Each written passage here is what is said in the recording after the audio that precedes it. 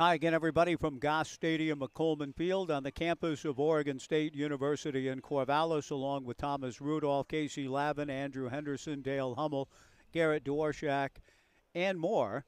This is Mike Parker welcoming you to the third and final game of the series between the Corvallis Knights and the Kelowna Falcons. The Knights have won the first two games of the series and 8 straight overall. They will try to end this 7-game homestand unbeaten before heading on the road to begin a series in Walla Walla tomorrow night. But first things first, it is Pioneer Connect Military Appreciation Night at the ballpark.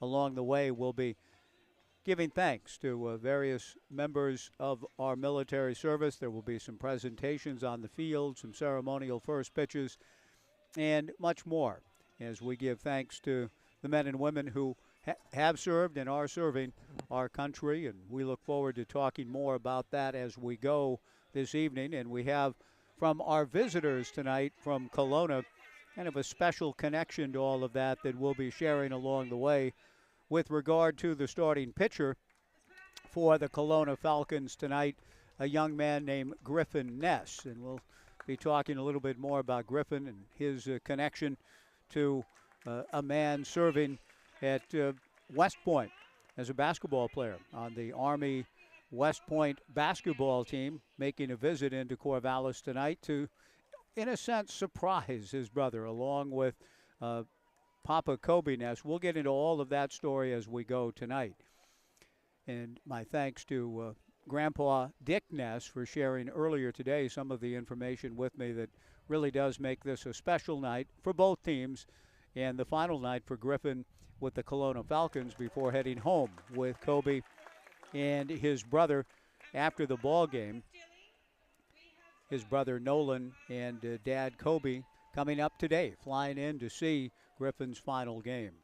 Last night, Nathan Marshall pitched well again for the Knights out of the bullpen.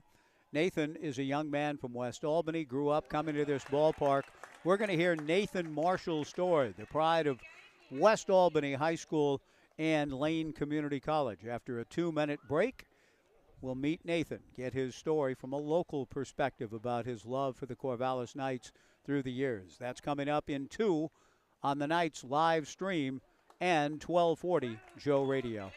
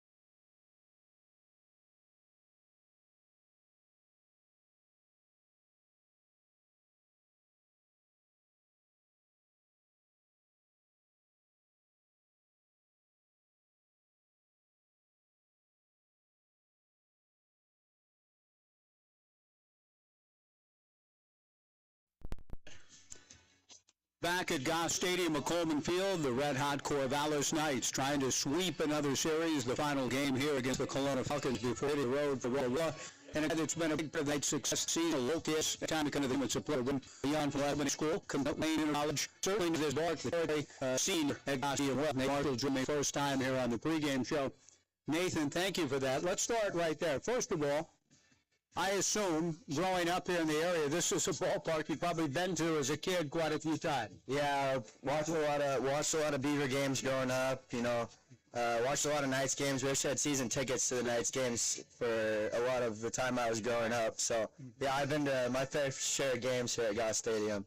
Were you a Beaver fan then? Did you have some favorite players or teams over the years? Yeah, big time Beaver fan. I mean, Rutschman was one that comes to mind. Madrigal, both of them Knights guys and Beaver guys as well.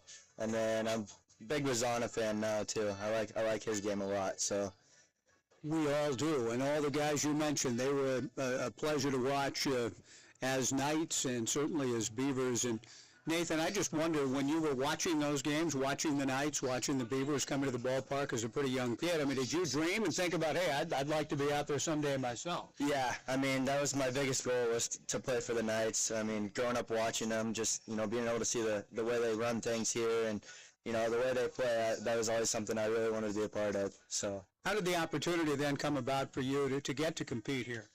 So I was playing American Legion for the Corvallis Marketmen last summer, and the Knights were just getting back from a big road trip, and they needed a couple of arms. They were a little bit short. It was a non-league game, and I came in and started there, and then they had a spot for me for the rest of the season, so I ended up making one more start, and then was just able to be a part of the team for the rest of the rest of the season and then the playoffs. So. What was that experience like last year for you? Oh, it was amazing. I mean, I've never been a part of a team that's like so close and tight knit. Coach Yoon always talks about being sticky and playing together as a family. And I've never been on a team that's this close, and which is crazy. We're only together for less than 3 months, so for us to be that close says something about the work they do here. Nathan Marshall, my guest, and then Nathan, last year your role was limited by comparison to what's gone on this year. So how have you felt about the transition from last year to the role you've occupied this season? Yeah, my biggest goal coming in here this year was just to get better at every facet of my game. Working with Uni and Coach Kearns, on mechanics, getting more physical on my conditioning, and the biggest thing for me was not as how many innings I'm going to throw, like how much I'm going to compete in the game, but just the off-the-field work, just trying to get every part of my game a little bit better for, going back to college and then for my future as well. Nathan, how's that going? I mean, can you feel a discernible difference physically even, and does that translate into higher velocity, more stamina?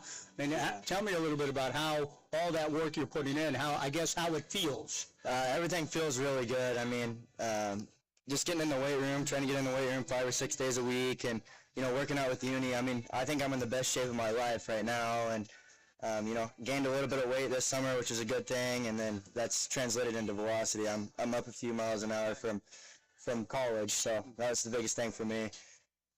When you talk about being in the best shape of your life, Coach Yoon makes sure of that, doesn't he? From what I understand, and I've seen some of the work you guys do, not all of it. Tell us a little bit about the rigorous workouts and the things that he does to help you get in the best shape of your life.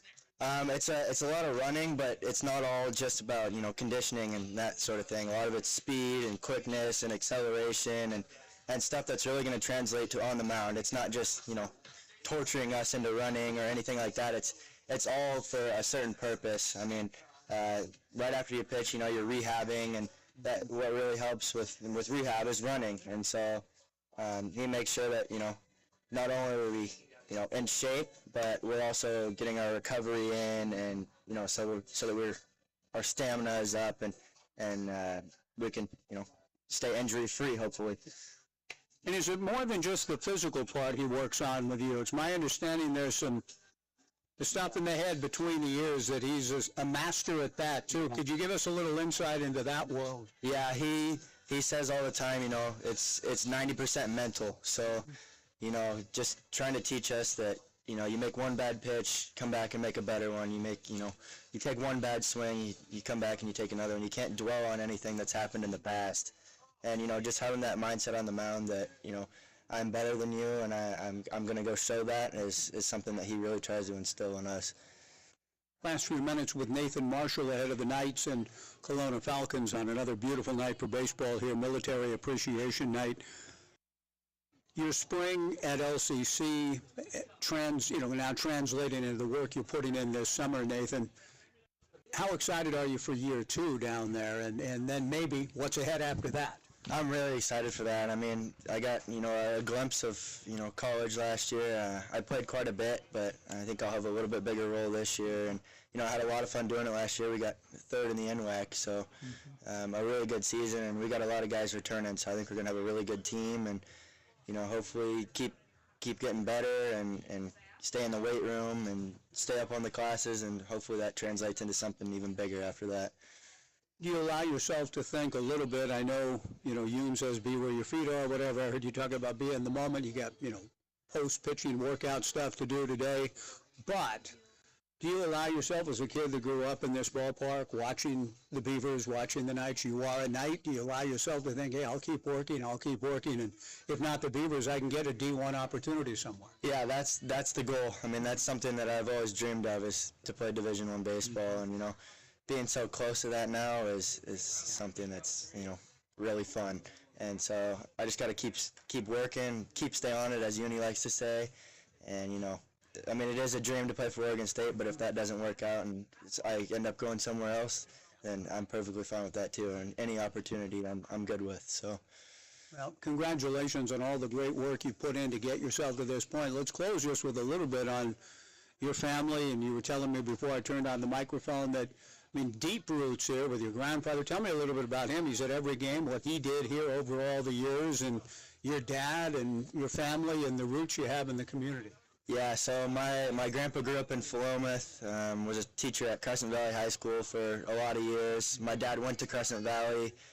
Most of my family and extended family all still live in Philomath, so, I grew up in Albany and came to a lot of the games here, so, just been around the city of Corvallis and Albany and Philomath for a long time. So we're glad to have you here, Nathan. It's been a long time since we talked. I appreciate you taking time in this format.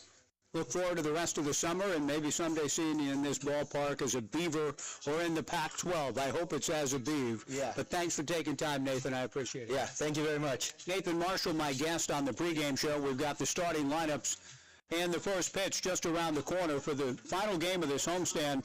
The Knights trying to win their 9th in a row in West Coast League play, their 10th in a row overall, and sweep their 3rd straight series. We'll have the lineups and first pitch just around the corner. The Knights in Kelowna on the Knights live stream and 1240 Joe Radio.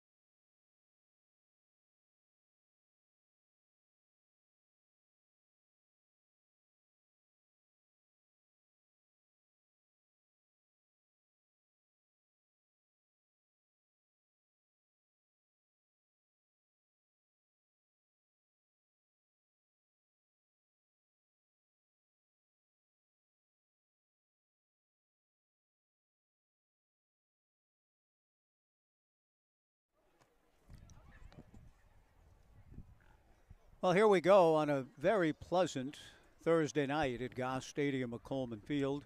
Left-hander Miles Gazzola delivers the first pitch to Kyle Corso.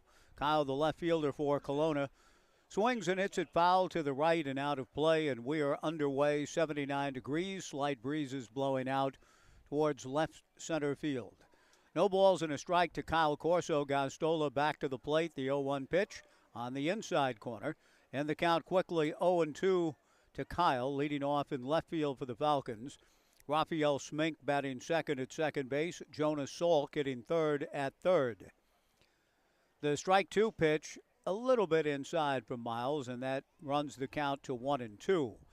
Griffin Palfrey, the cleanup hitter at first base for the Falcons. Trey Duffield batting fifth and center. Sam Flores hitting sixth and right. The 1-2 pitch, slap foul into Urchin Alley. So some early action for the Urchins over my right shoulder and down the alley between the entrance to Dixon Recreation Center and the grandstand on the first base side here at Goss Stadium. Gazzola with another 1-2 pitch coming very high. Ball two. 2-2 to Kyle Corso, leading things off for the Falcons, who are trying to get out of Corvallis, salvaging 1 of 3. Kyle at .247, 3 homers and 12 runs batted in. Gazzola's 2-2, breaking ball in there, strike 3 called. Beautiful pitch, dropping it in sharply to strike out Corso and open the game on a good note for Miles Gazzola. That brings Raphael Smink to the plate. Connor Palmera batting 7th for Kelowna and catching. Garrett Crenshaw hitting 8th, the DH. Austin Gutierrez batting 9th at shortstop. Griffin Ness on the mound. The first pitch to Raphael is fouled between the Omaha room and the upper grandstand and just missed getting into the ladder area and hitting someone on the sconce. It just did nestle inside the two sections, I'm grateful to report. The strike one pitch to Raphael Smink is in there for strike two. Gazzola setting a quick tempo and filling up the zone here early. 1 out, nobody on with a strikeout. The strike two pitch just inside.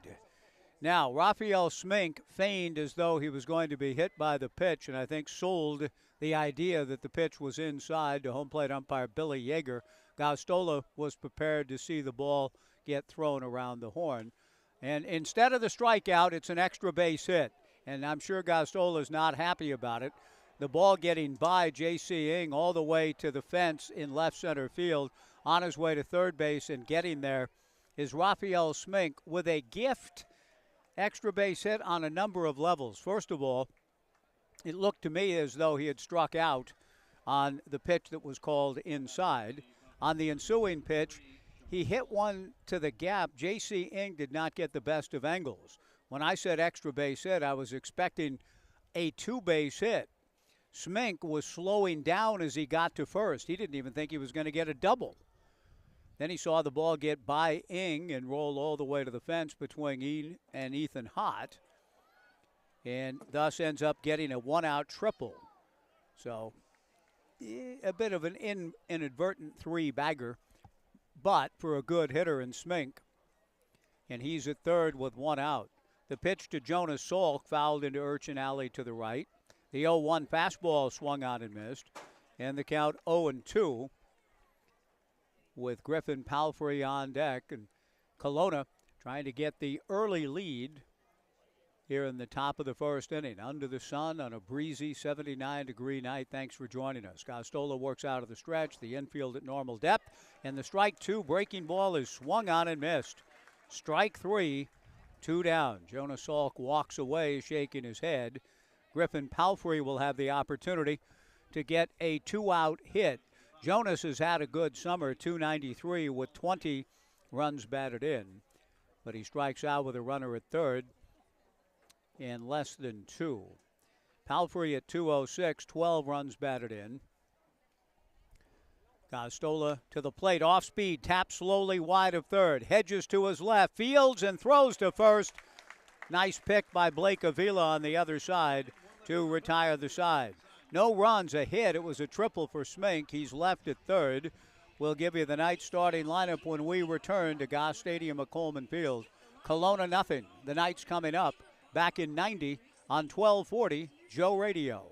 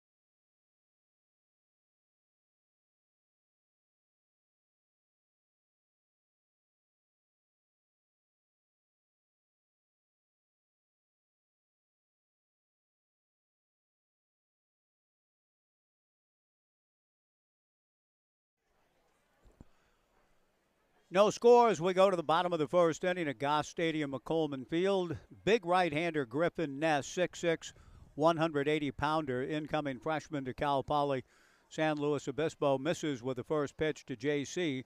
The 1-0 fastball in there for a strike. He started JC with an off-speed pitch, comes back with a fastball to even the count at 1-1 to JC Ng, playing left field and in the leadoff spot. Ness works out of the stretch with nobody on, delivers just outside, ball 2. Billy Yeager, the home plate umpire, Noah Hobart on the bases.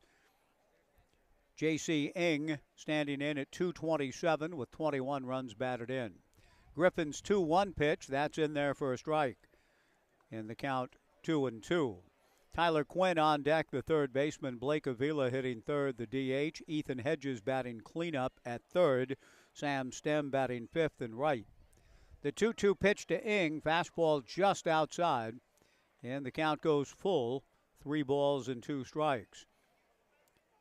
Anson Arrows hitting sixth and catching. Ethan Hott batting seventh and center. Tate Shamau hitting eighth at second.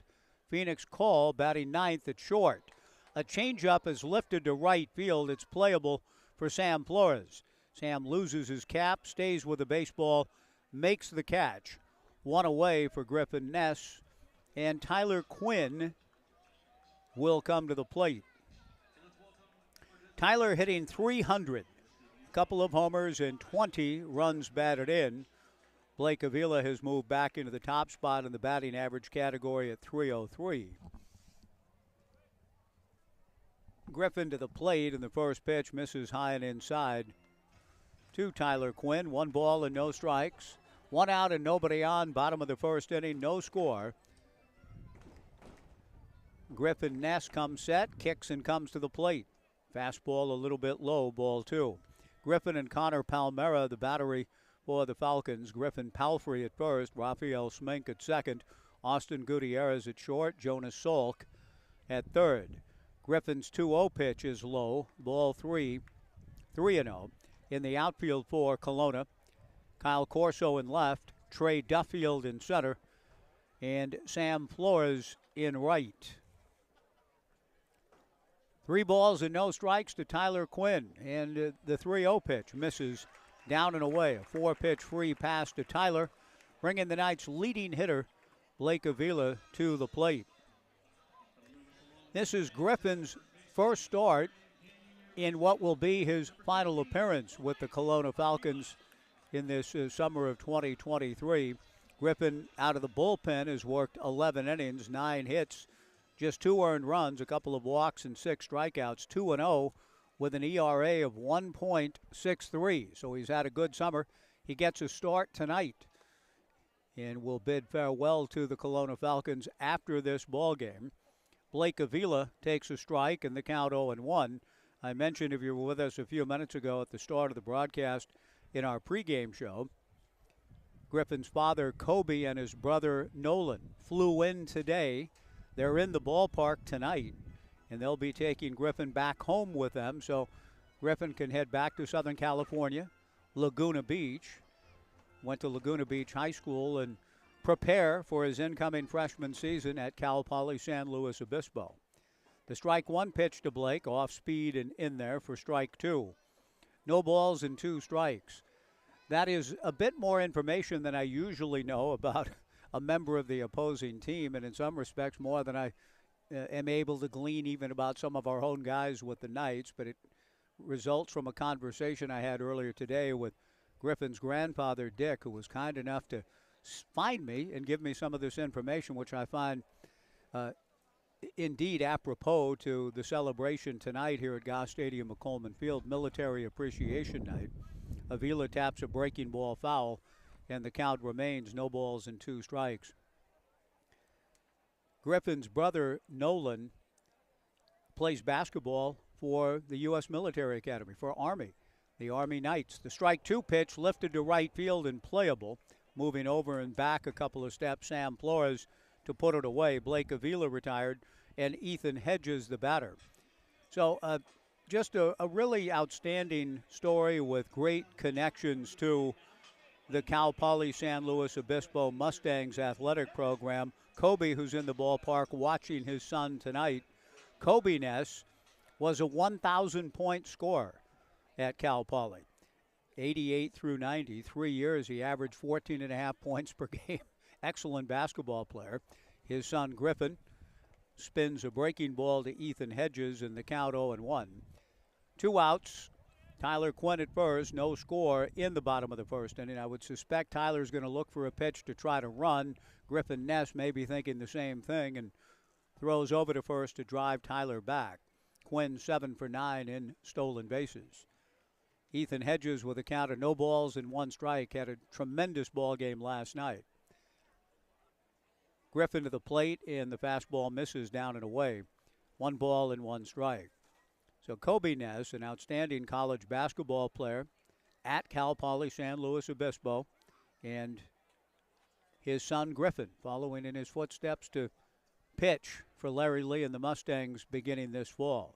Fastball from Griffin in there for a strike. This is his final game with Kelowna, and he's hoping to make it a good one and his only start for the Falcons in the West Coast League this summer. 1 ball and 2 strikes to Ethan Hedges. Tyler Quinn at first, 2 down, no score. Griffin turns and throws to first, driving Tyler back to the bag. Brother Nolan was an outstanding high school basketball player at Laguna Beach High School, had a number of college offers, was accepted into West Point, now a junior there. There goes Quinn. The pitch is outside, and Palmera, trying to make the transfer, drops the ball, and Tyler Quinn is in with a stolen base. And with that stolen base, another contribution from Pape Material Handling and All Pro Property Services to the outstanding work done by Community Outreach, Inc., 1 step closer to home. 2 balls and 2 strikes with 2 down to Ethan Hedges. Tyler Quinn at second. No score in the bottom of the first. Ethan looking for another run batted in here. Swings at the breaking ball. Foul tips it at the plate. Palmera not quite able to squeeze it. Hedges still up there. 2 balls and 2 strikes. Ethan actually surged into the Knights' team lead in batting last night with his big game. He's at .318 with a homer and 26 runs batted in. A little meeting at the mound now with a runner at second. Connor Palmera goes out with pitcher Griffin Ness and Billy Yeager, the escort. 2 balls and 2 strikes. Not exactly sure what the nature of this conversation is or why Billy needs to be there on it, but he does go out. Brooke Knight.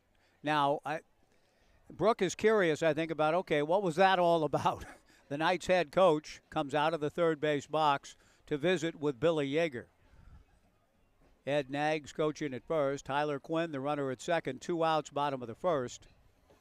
Meanwhile, baseball, the rather gregarious sport that it is, Tyler Quinn is visiting with Austin Gutierrez. Ethan Hedges is conversing with catcher Connor Palmera. Brooke Knight continues the little chat with home plate umpire Billy Yeager. I may engage Amy Weiss in conversation here in a moment. I mean, everybody's talking. Cue up your Nilsson and think about Midnight Cowboy. 2 balls, 2 strikes. Everybody's talking, not necessarily at me, though. Everybody's talking. Now they're done talking. Now we play on. What it was all about, I have no idea. Griffin Ness's 2-2 pitch, fastball up and in. Kind of spins Ethan Hedges around, and Ethan with a little bit of a smile on his face as he turns and looks at Billy Yeager, maybe asking, did you tell him to throw that? 3 balls and 2 strikes. Tyler Quinn at second, 2 down. The 6'6" right-hander comes set. The 3-2 breaking ball just missed. Griffin thought he might have gotten enough of the play, took a step or 2 towards the dugout, but he issues his second walk of the inning, and it's interesting in that Griffin has had good control. Only 2 walks in 11 innings coming in, and here in the first inning against the Knights, he's issued 2 walks. Sam Stem, the batter, the left-handed hitter. Sam at 252, 3 homers, a team leading 29 runs batted in, looking for number 30 here, and an early lead for the Knights. Griffin to the plate, fastball high, ball 1, 1-0. So I just think it's delightful that Griffin's grandfather reached out to me to share some of the information that I've attempted to convey to you here on the live stream tonight. The 1-0 pitch swung on and missed, and the count 1-1. Really appreciate knowing the legacy nature of the Ness family at Cal Poly San Luis Obispo, as well as I learned today, too, that Griffin's sister, Piper Ness, just finished her junior year in beach volleyball at Cal Poly San Luis Obispo. 1 ball, 1 strike, 2 on, 2 out. Change misses away to Sam Stem. Ball 2, 2-1. And not only an outstanding sister, dad, but Griffin's mother played collegiate volleyball, I believe, at Wichita State. That's a talented bunch, the Ness family to be sure.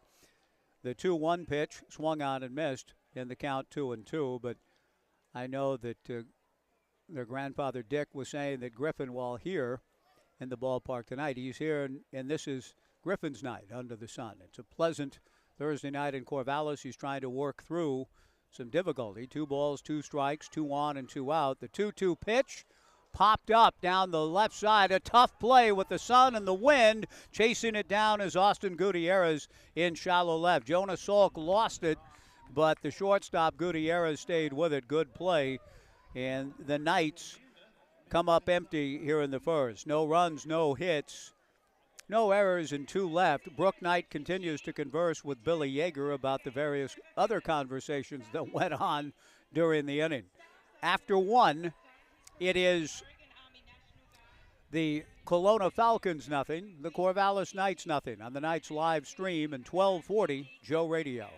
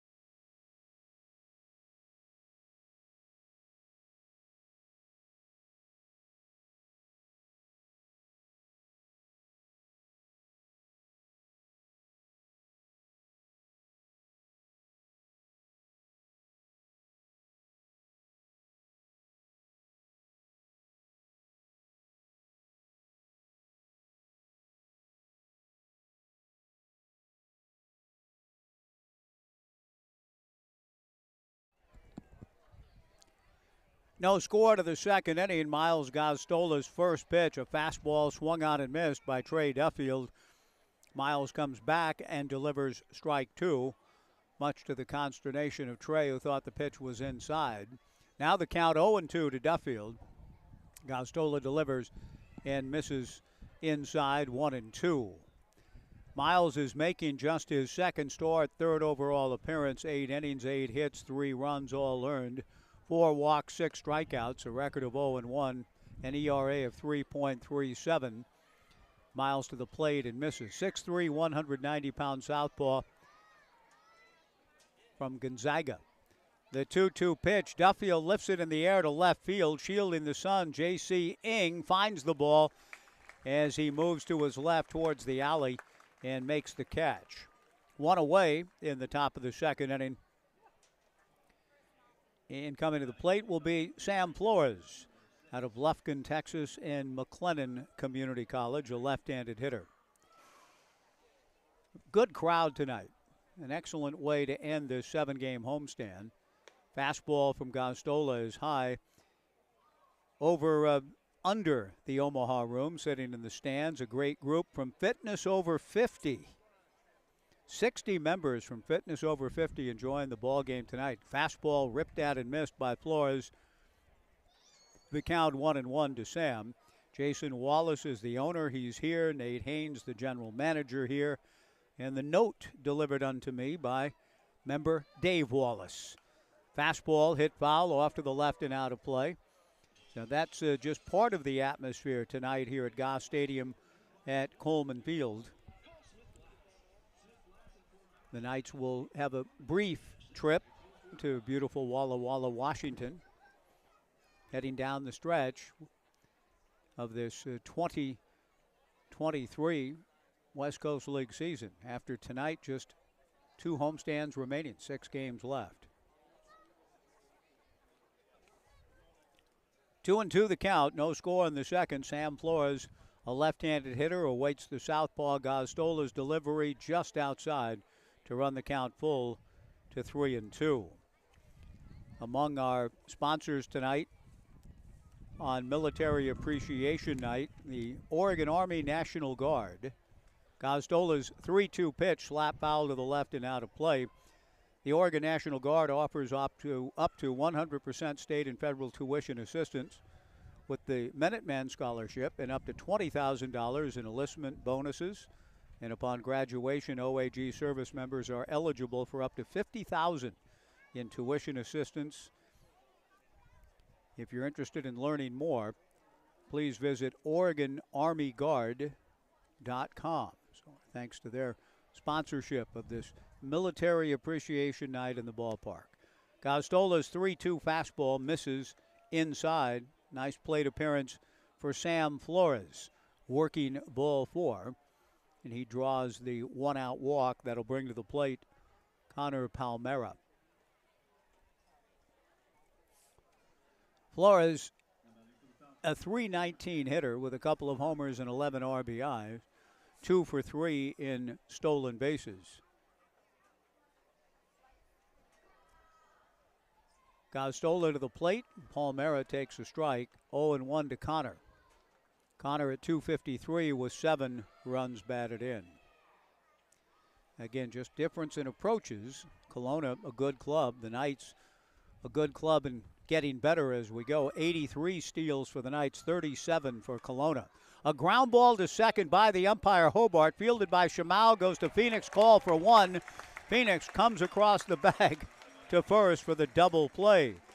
The only thing that made that double play difficult was the presence of the base umpire Noah Hobart, who was able to jump out of the way of the ground ball, and the Knights turn a 4-6-3 double play to end the top of the second. At the end of 1.5, Kelowna nothing, the Knights nothing, on the Knights live stream and 1240 Joe Radio.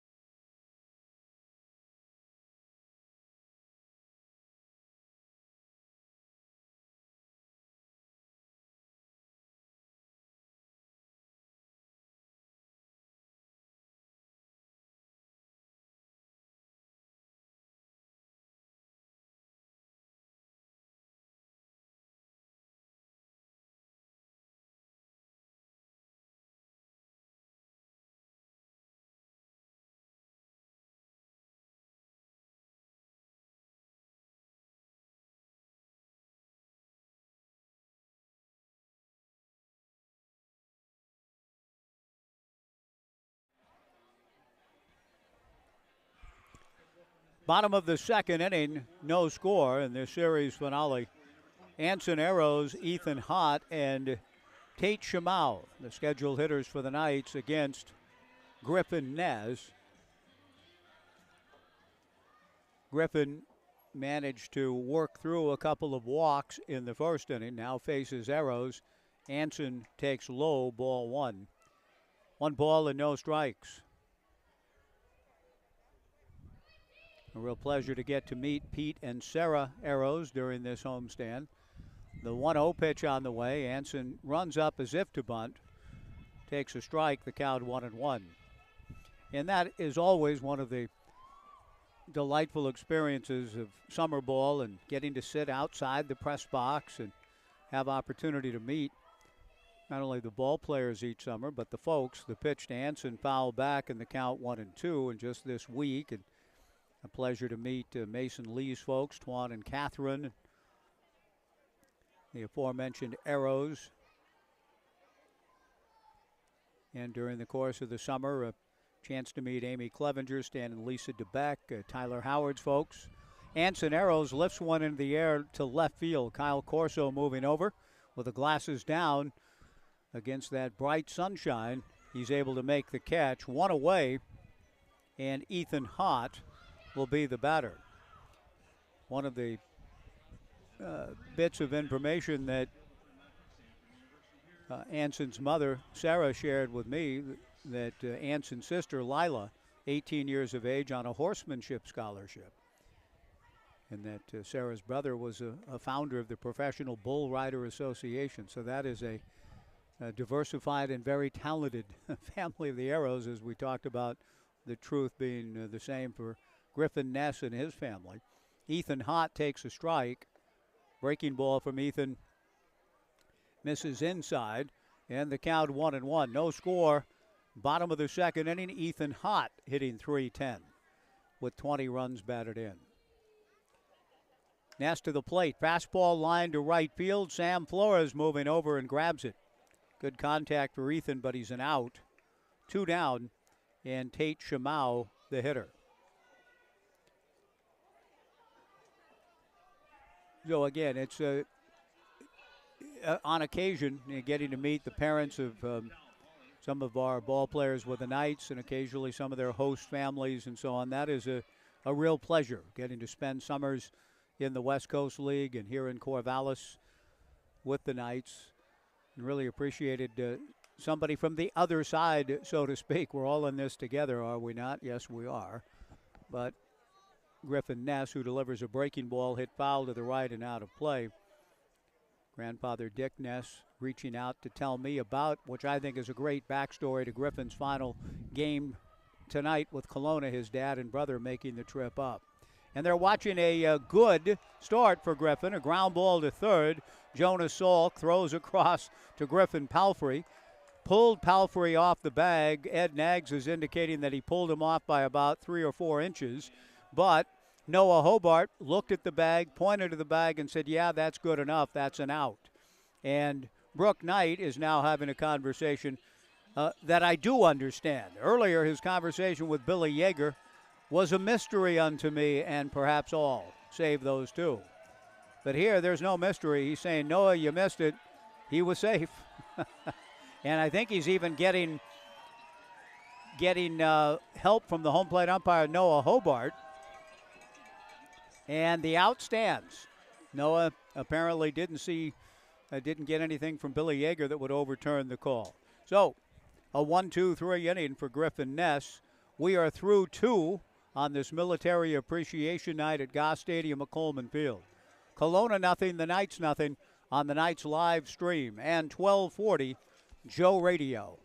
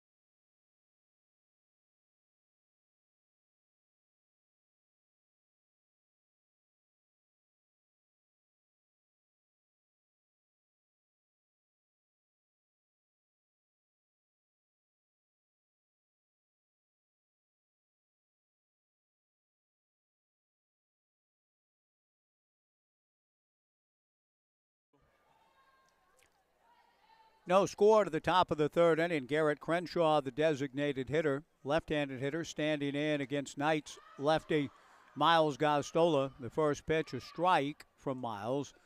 The 0-1 offering swung on and missed. Quickly 0-2 to Crenshaw, and Gostola comes back and misses just outside. The 1-2 pitch in the turf, 2-2 to Garrett Crenshaw. Austin Gutierrez on deck with Kyle Corso to follow in the top of the third. Gostola, the lefty, to the plate. Fastball on the inside corner. Strike 3 called. Good pitch, well located by Miles Gostola for his third strikeout. And Austin Gutierrez, the hitter. Gutierrez, playing in his 12th game, has had a little bit of difficulty. He's at 4 for 37. The right-handed hitter awaits Gostola, and just as soon as those words come out of my mouth, he says, well, watch this. Tell your statistics to shut up, to quote the eloquent late, great Jim Bouton. Base hit to center, so he's 5 for 38. Austin Gutierrez, a line drive single to center field. Kyle Corso, the batter. Coach Doug Noche going through signs. Third base coach John Noche as well. Doug and John call the offense within the dugout. The first pitch from Miles Gostola to Kyle Corso, a strike, and the count 0-1.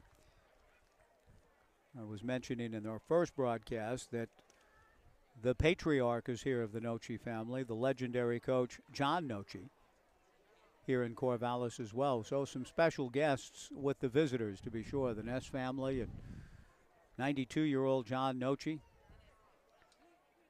The pitch missing to Kyle Corso, who struck out in the first. 1 ball and 1 strike. Gostola to the plate. The 1-1 pitch, a looper into shallow center field. That'll drop for a base hit. Ethan Hott gets the ball back in. Back-to-back singles for the Kelowna Falcons in the third. And the batter will be Raphael Smink, who tripled to the alley in left center field in the first inning. Gostola worked out of it to put up a 0. 2 on and 1 out for Kelowna, trying to get out of Corvallis with a win. The Falcons took 2 of 3 in the first week in July up at Elk Stadium in beautiful Kelowna. The Knights have taken the first 2 here, and in fact have won 8 straight. No score in this one. Gostola's first pitch misses low and inside to Smink, ball 1, 1-0.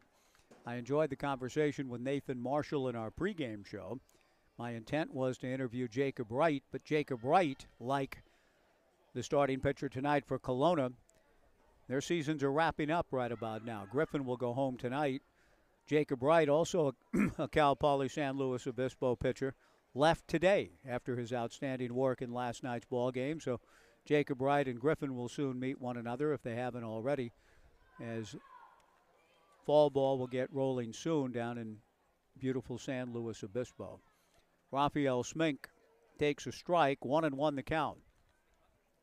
2 on, 1 out, no score in the third. Gostola steps off the rubber, and now he would like a conversation with his battery mate. And I don't understand I really don't. Nobody's apprised me of a rule in the West Coast League. Does the umpire now these days go out during conversations? Is that a thing? That's twice now, and I've seen it more than just here. I'm going to need to confer with Brooke Knight or somebody about that dynamic. That's new to me. The umpire going out on visits from the catcher. The 1-1 pitch on the way is a wild one that'll move the runners up 90 feet. The ball bouncing into the on-deck area of the Corvallis Knights. Gutierrez into third, Corso into second. And Kelowna with a good opportunity here. 2 balls and a strike with runners at second and third and 1 out. The Falcons trying to get the initial lead.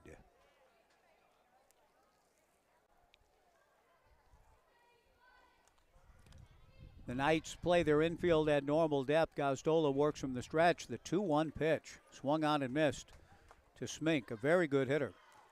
That evens the count at 2 balls and 2 strikes with Gostola, again, trying to pitch through some trouble. He had a runner at third and one out in the first and posted a 0. Now here, runners at second and third, one out. 2 balls and 2 strikes to Raphael. Gostola delivers and bounces it up there. Again, a good block by Ansoneros. The count goes full to 3-2 with Jonas Salk on deck and first base open. Big crowd tonight. Pushing 2, maybe even a little over 2, I would guess. Wrapping up a 7-game homestand. The 3-2 fastball is inside to load the bases. That'll bring Jonas Salk to the plate. Jonas struck out in the first. I was mentioning great figures from a certain period of time in last night's broadcast. I thought I was going to be going to Walla Walla. As it turns out, I'm not making the trip to Walla Walla. So with Oppenheimer opening tomorrow night at theaters nationwide, my entire family, my wife and 2 daughters and friends will all get to see that tomorrow night in Corvallis. In a certain sense, I mean, both men of genius. Oppenheimer creating something that, as he said, I have become death and the destroyer of worlds. I guess it's fair to say Jonas Salk worked in the other direction. The 1-0 pitch off speed, swung on and missed, and the count 1-1. Jonas struck out in the first inning. But geniuses both, and great men both. Really looking forward to the film treatment of a fascinating character in Oppenheimer. The 1-1 pitch on the way to Jonas. A line drive caught by the first baseman, Blake Avila, and he tags out the runner, Smenk, for a double play to end the inning.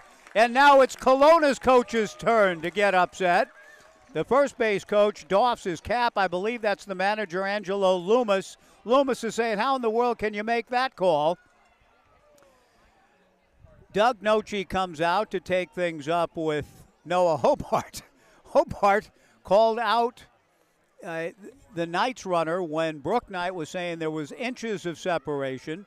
Here, the first base umpire, Noah Hobart, calls out the runner, Raphael Smink, who quite frankly appeared to have gotten back in safely, but is called out on the tag attempt, and the double play in the books, unassisted, to the first baseman, Blake Avila. So, Kelowna leaves 2 at the end of 2.5. The Falcons nothing, the Knights nothing on the Knights live stream and 1240 Joe Radio.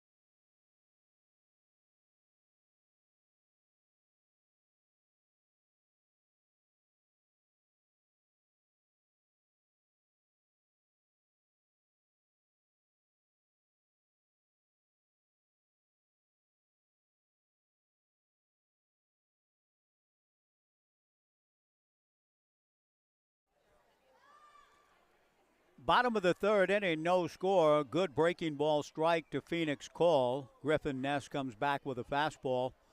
Rolled foul in front of the Knights dugout on the third base side. The count to Phoenix, no balls and 2 strikes. Bottom of the third inning. Phoenix at 209 with 4 runs batted in. Playing at shortstop tonight. Neither side very happy. The umpires have indeed heard it from both sides now. The strike 2 pitch fouled at the plate, and the count remains 0-2 to Phoenix call. Phoenix will be followed by J.C. Ng and then Tyler Quinn.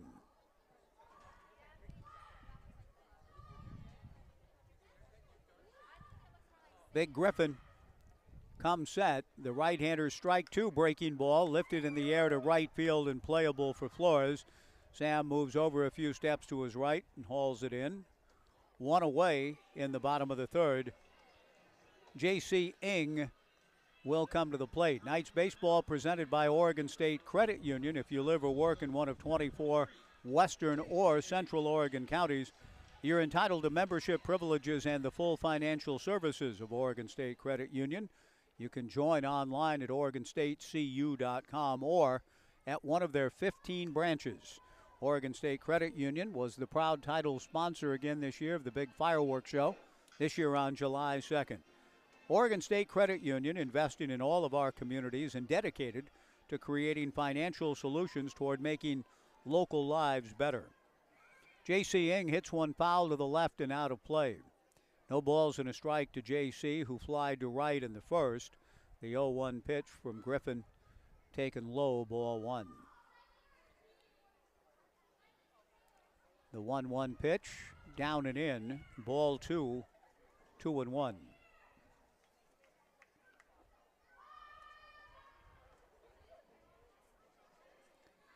Griffin's 2-1 pitch, fastball and a good one, strike two. Mentioned Griffin's father, Kobe. I found an article online from the Daily Mustang when Kobe was ripping it up as a great hooper for Cal Poly San Luis Obispo. After his junior year, there was an article about the big breakthrough year he'd had. Changeup hit back of the plate, coming back with a chance on the play, and making the catch is catcher Connor Palmera. J.C. Ng fouls out, one away, and Tyler Quinn, the batter. I found the article interesting and refreshing and wonder kind of where we are in the world today with respect to all of this. Kobe said his breakthrough year in basketball came as a result of kind of pulling back from the game, that he'd had a coach that had pressured him to play year-round, and all of these travel teams, elite teams back. Yes, all of that stuff was really getting going in that era. Tyler Quinn takes a strike in the count 0-1. No score, bottom of the third. Griffin's breaking ball misses in the count 1-1. The sense I got in reading the article, which was a microfiche thing that they took a photograph of and put online, so it was hard to discern all of the print in the article. But that Kobe just needed a break and a rest from hoops. He'd had a coach that had just pushed him. Got to play year-round, got to play year-round. And Kobe said his favorite sport was baseball. And he took a little break. Maybe he played some baseball. I didn't get all the details there. Took a break from just the year-round hoops grind. When he came back, had that breakthrough, outstanding year, refreshed, revivified, and no longer suffering from burnout in one sport and one sport only. The 2-1 pitch missing to Tyler Quinn for ball three, 3-1. 2 outs, nobody on, no score, bottom of the third. Griffin to the plate, swung on and lifted foul towards the Omaha room, where the fitness over 50 folks showing some reticence. Now, they go to fitness over 50 to stay in shape and stay nimble, stay alert. I wanted a little bit more of an athletic effort by somebody in that group to try to make a play on the ball, but they let it go. 3 balls, 2 strikes, 2 outs. Breaking ball pulled foul back of third. The count remains 3-2 to Tyler Quinn. Tyler drew a walk in the first inning. The Knights at Walla Walla this weekend. All of the games will be available via the live stream for Walla Walla and carried on CorvallisKnights.com and locally on our Mid-Valley flagship station, 1240 Joe Radio. The 3-2 pitch hit foul into the alley. Look out, urchins.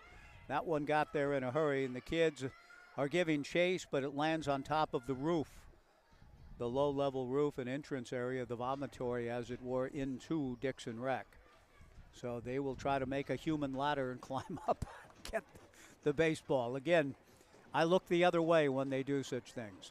The 3-2 pitch, fastball high, ball 4. Another good plate appearance for Tyler Quinn. He's been up twice. He's walked twice.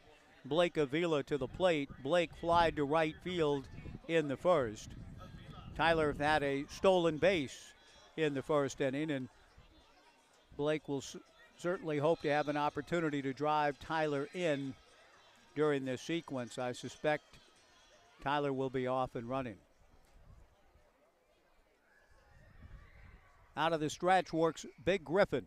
Nest to the plate, off speed for a strike. 0-1 the count. I did not talk to Dick or anyone else earlier today with respect to Griffin's repertoire, but he appears to have, this is just again from observation from the vantage point I have outside of the press box, a good changeup. The big right-hander ready, and the strike one pitch hit high and deep but foul into the right field corner. This will carry well out of play, and Avila in a hole, no balls and 2 strikes. But it's the type of thing, the connections you make in the summertime, both for the Knights, of course, and for certain members that you learn about, get to know a little bit for the other teams. Certainly be looking forward to following Griffin Ness's career. It looks like he's got a promising one coming out of Laguna Beach High School and following in his dad and sister's footsteps, going to such a great institution of higher learning in Cal Poly San Luis Obispo, a campus I've been to twice for a baseball series in 2007 that the Beavers swept en route to a second national championship, and a basketball game. There goes the bat on the strike 2 pitch, pinwheeling beyond Ed Nags, swung on and missed for strike 3. The inning is over. Ed Nags is safe, everybody's okay, but that bat went spinning out of the hands of Blake Avila for strike 3. And in that hoops game, I think somebody named Varney, was there a player named Varney for the Mustangs in a certain era, early, mid-2000s? The Beavers lost that basketball game, and I'm sure that would make Kobe Ness happy to know. Well, no one's broken through yet. We're through 3. Kelowna nothing, the Knights nothing on the Knights live stream and 1240 Joe Radio.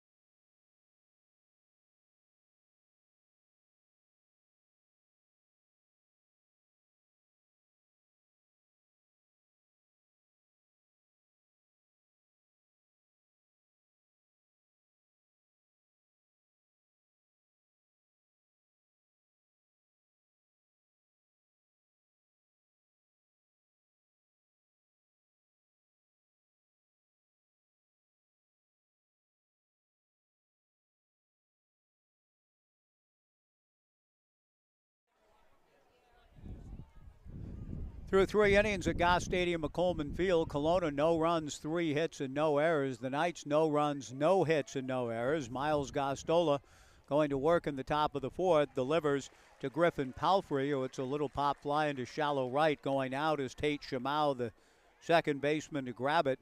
1 away in the top of the 4th. Trey Duffield, who flied to left in the second, will come to the plate. Miles Gostola and Anson Arrows, the Knights battery. Blake Avila at first, Tate Shamau at second, Phoenix Call at short, Ethan Hedges at third. The first pitch hit sharply by Duffield right at Phoenix Call. Phoenix fields smoothly and throws across to Blake Avila. 3 pitches, 2 outs in the inning. Sam Flores, who drew a walk in the second, will be the hitter. In the outfield for the Knights, J.C. Ing in left, Ethan Hott in center, Sam Stem in right. 50-50 raffle tonight. I just contributed my share, not necessarily the Seals and Crofts' fair share, but I've got a few raffle tickets. This will support the Oregon Army National Guard. Sam Flores, first ball swinging, drives one to left over the head of J.C. Ing. J.C. chases the ball down at the PT Northwest sign at the base of the fence, and into second base goes Flores with an opposite field double. Good swing by Sam, taking it the other way. A 2-out, 2-bagger, and Connor Palmera will be the batter.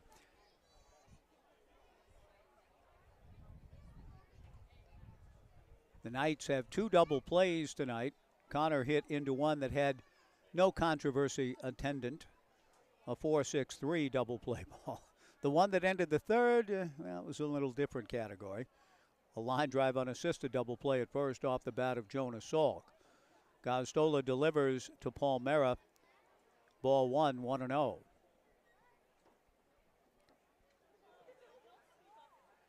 No score. Top of the fourth inning, a 2-out double for Flores. 4 hits for Kelowna. The Knights have yet to get one against Griffin Nez. The 1-0 pitch on the way, outside from Miles. Ball 2, 2-0. Garrett Crenshaw, the designated hitter, on deck. Breezes continue to pick up. Temperatures coming down a little bit. We started at 79. I can feel it's coming down. Amy's going to take a look and see what we've dropped to. The 2-0 pitch is another wild pitch. This one to the backstop, chased down by Ansoneros. The second wild pitch uncorked tonight by Gazzola. And for the third time in the game, Miles is dealing with a runner at third. This time, 2 out. So it's a little bit different than previous situations, but he's got to execute a pitch. He's behind 3-0. The temperature has dropped to 74 from the 79 at 6:35, and the 3-0 pitch is inside for ball 4. Gazzola is yet to have a 1-2-3 inning. He faced the minimum in the second thanks to the double play ball. He has just issued his third walk of the ball game, and Garrett Crenshaw, who struck out looking in the third, will come to the plate. First and third, 2 down in the top of the fourth inning. Gazzola with just a sliver of sunshine. He stands in, working the third base side of the slab, comes to Palmera, or to Crenshaw, pardon me, with a fastball strike. 0-1 the count. Big left-handed hitter, Garrett Crenshaw, at the plate, trying to break through and crack that goose egg. 6'4", 215-pounder from Fullerton. A toss over to first base. Back to the bag steps Palmera.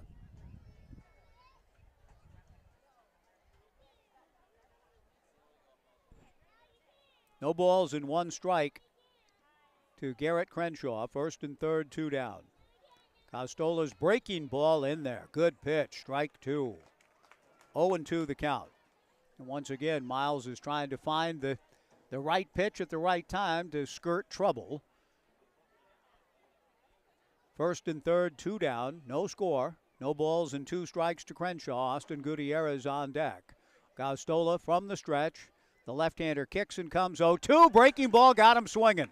The pitch was in the turf. The throw goes to first base for the putout. And once again, Miles Gazzola skillfully works his way through. A little bit of difficulty. Gets the strikeout to retire the side, his 4th punch-out. At the end of 3.5, as the Falcons leave 2, Kelowna nothing, the Knights nothing on the Knights live stream and 1240 Joe Radio.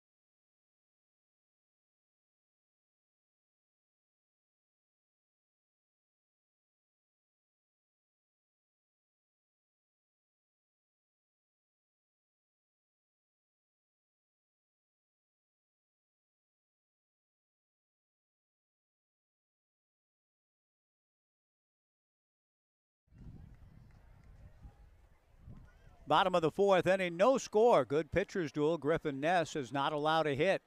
The incoming freshman to Cal Poly San Luis Obispo, the right-hander, delivers a first pitch strike. 0-1 the count to Ethan Hedges. Ethan will be followed by Sam Stem and then Anson Arrows. The 0-1 pitch, breaking ball in there.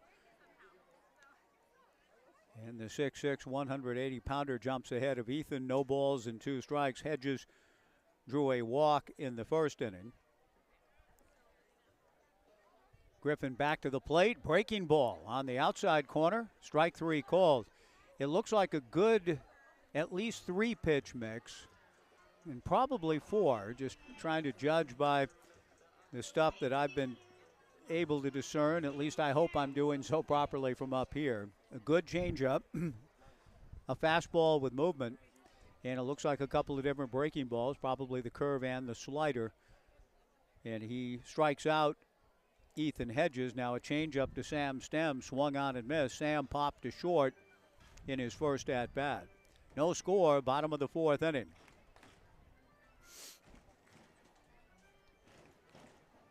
No balls and 1 strike to Sam Stem with Griffin Ness coming to the plate. Another off-speed pitch swung on and missed, and the count 0-2. I do not know if the Beavers play Cal Poly again next year. I know the Beavs traveled to San Luis Obispo and played there this past spring. I didn't get to make that trip. The 0-2 pitch misses away, ball 1.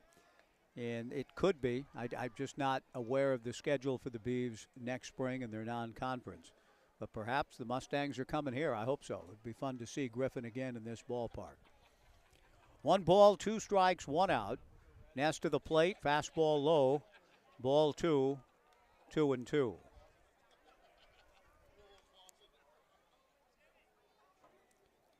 Sam out of the box for a moment. The Knights have been swinging the bats well. They have been doing all things well in winning 8 straight in league, 9 overall. The 2-2 pitch is ripped into right field. It looked like an elevated change, and Sam Stem got on it and pulls it into right for a base hit. Good swing for Sam. The Knights get their first hit, and that'll bring to the plate Anson Arrows, who flied to left field in his first at-bat. When you visit Corvallis to catch Knights baseball, we encourage you to stay at your locally owned Best Western Corvallis, your official hotel partner of the Corvallis Knights. Best Western is close to Goss Stadium, McColeman Field. They have the largest hotel rooms in the city and an outdoor heated pool. Wherever life takes you, Best Western is there. Anson Arrows looks at a breaking ball just inside, ball 1. 1-0.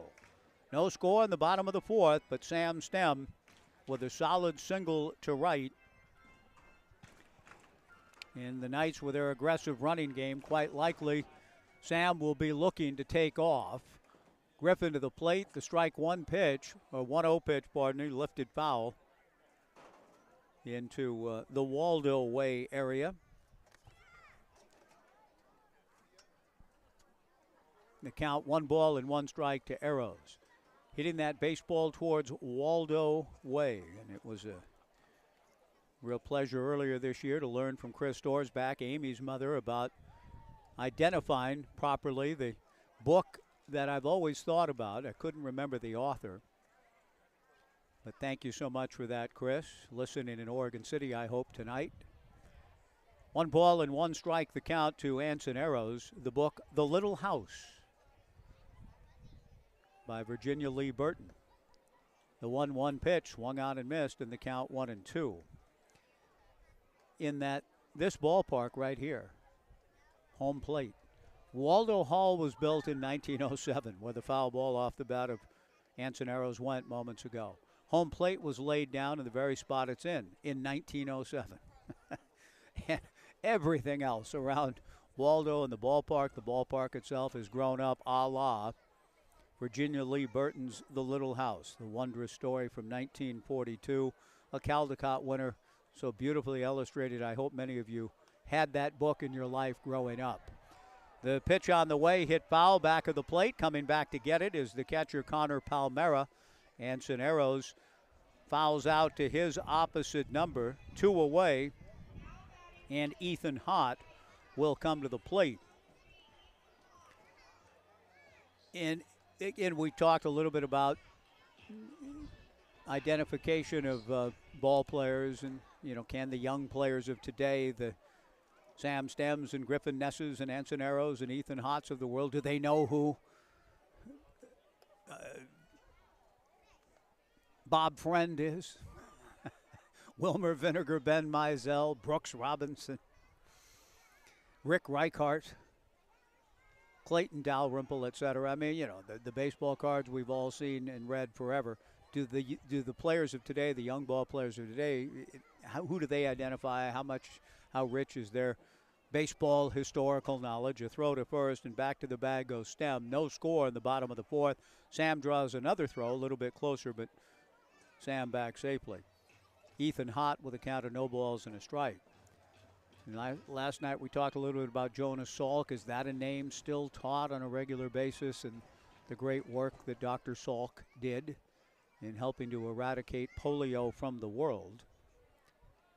The strike one breaking ball and a good one in there for strike two. 0-2 the count to Ethan Hott. And so when I say The Little House by Virginia Lee Burton, I hope that does not bring about any sort of blank stares. I hope your youngsters are still reading that wondrous, wondrous, wonderful book. It's a great one. It should be timeless. The strike two fastball hit foul over the roof of the McGrath family press box, and a kid out there playing catch has a ball roll right to him. And he almost has the look of the kid from a film that's a little less edifying than The Little House, when the youngster says, "Thank you, God," when a certain event occurs in his life. The strike two pitch with Sam Stem going, a fly ball to left. Kyle Corso loses it in the sun. Sam Stem goes to third. Taking a turn at first with a long single is Ethan Hott. And the Knights have runners at the corners and 2 down for Tate Shamau. No hits for the Knights through 3. Here in the fourth, they've picked up a couple singles and now trying to break through and get a run on the board. Ethan Hott taking the turn at first, turned his left ankle, I fear to say. He's walking around on it a little bit gingerly and trying to indicate to Coach Nags what happened to him when he hit the bag at first. I think it was kind of an awkward turn. He's trying to run the pain off. He puts his helmet back on, and he says, "I can play on."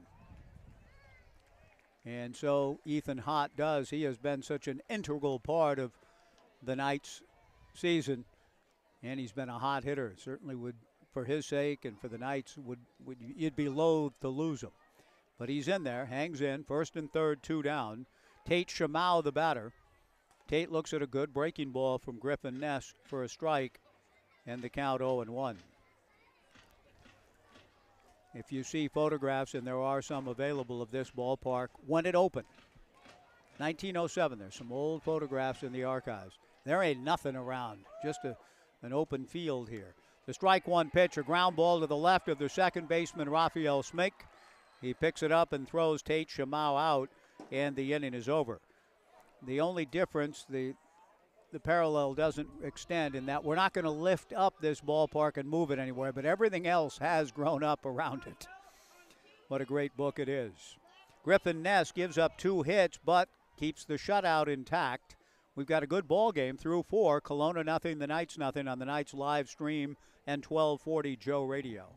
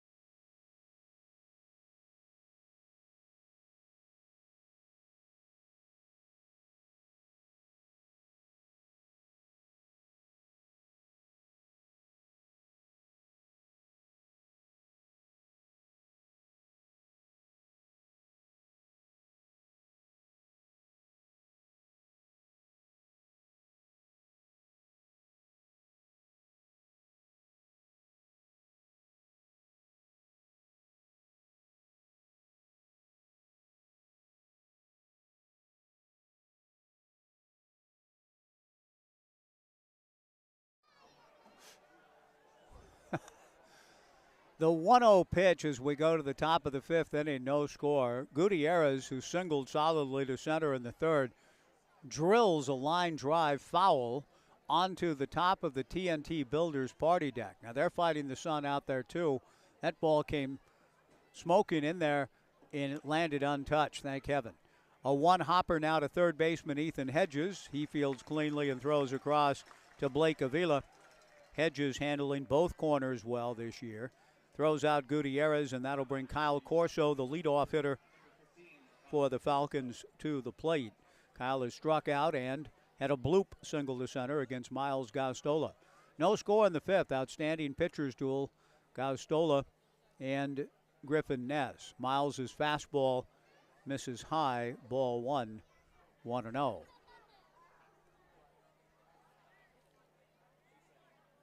The 1-0 pitch. Swung on and popped foul to our right. This will make it into the stands, land on top of a stairwell railing and bounce up to a group of youngsters a little bit to my right.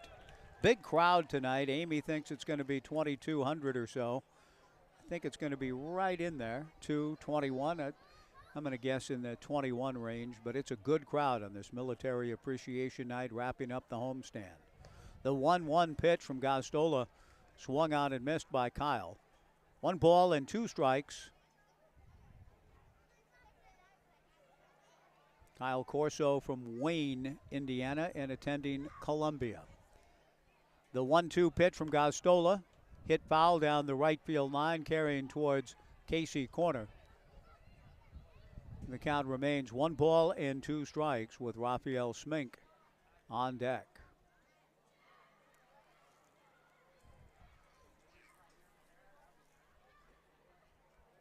The 1-2 pitch. Breaking ball grounded to the left of second baseman Tate Shamau. He gets over there to field cleanly and throw to first.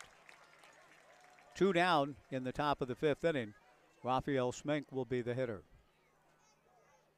Raphael has tripled and walked. Ethan Ross bringing out some baseballs for home plate umpire Billy Yeager, and doing so with a big smile on his face. That's nice to see. Pitch on the way is slashed back up the middle into center field. Base hit. Smink is 2 for 2. He gets a 2-out single against Gastola. Not quite in the works for Miles tonight to get through an inning 1-2-3. It hasn't happened. He's gotten a couple of double play balls turned back of him. 3 times in the ball game. He's left runners stranded at third base. He hopes not to come to that here in the fifth. A 2-out single, though, for Smink. Jonas Salk, who has struck out and lined into a double play, takes a strike. 0-1 to Jonas, top of the fifth, no score.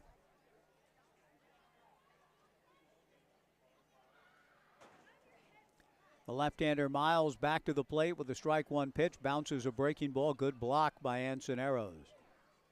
1 ball and 1 strike the count.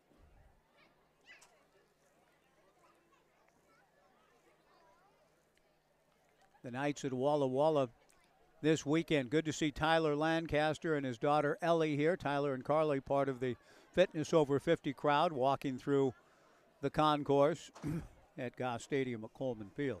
3 against the Walla Walla Sweets. And then as we head down the stretch of the summer of 2023, the Knights will return home.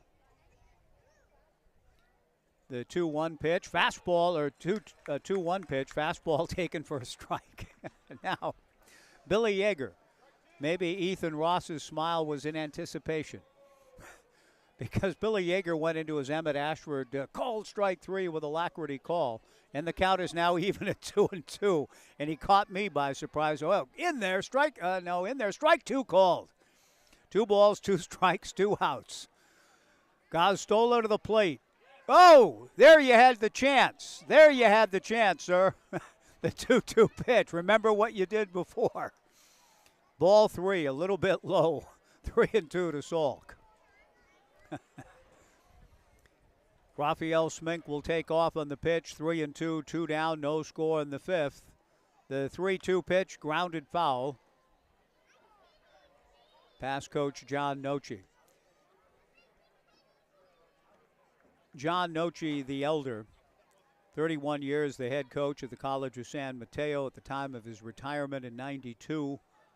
The winningest coach in California Community College baseball history. There goes Smink. The 3-2 pitch is high, and so Gostola has not made it easy on himself. He's been brilliant in the clutch, and he is hoping to be again. But last inning with 2 outs and nobody on, ended up with runners at second and third and put up a 0. Now with 2 outs and nobody on, a base hit, a walk.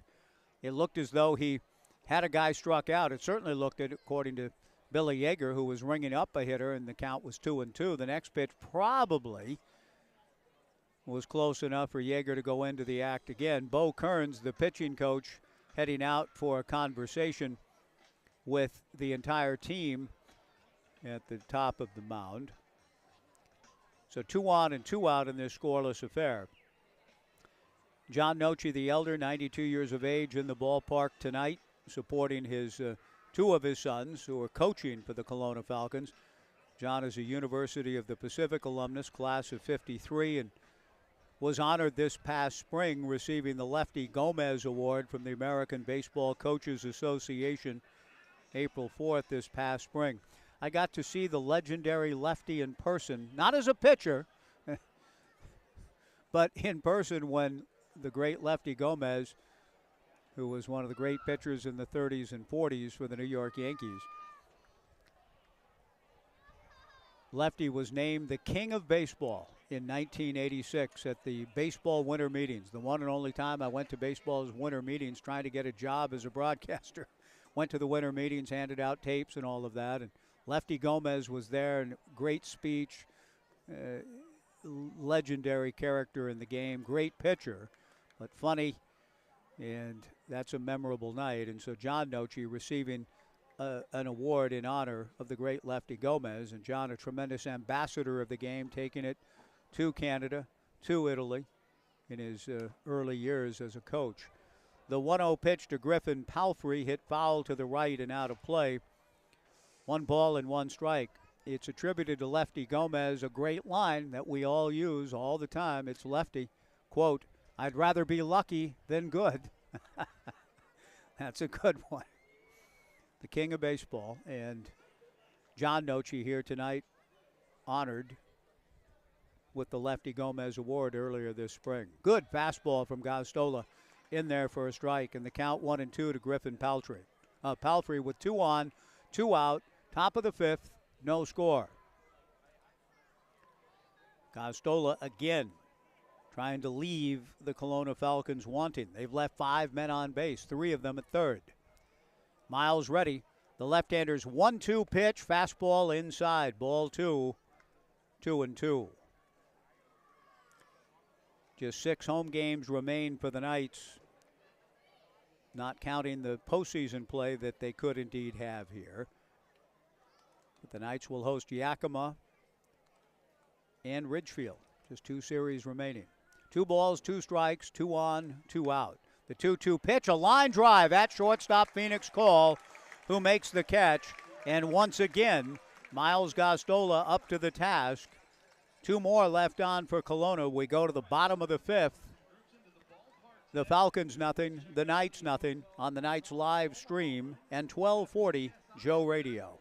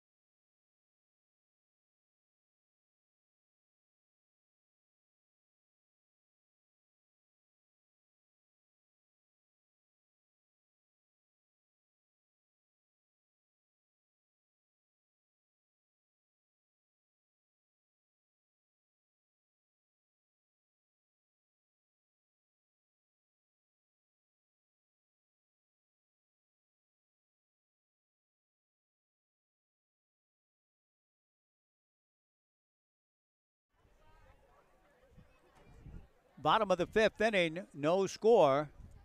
Griffin Ness missing with the first pitch here in the bottom of the 5th inning.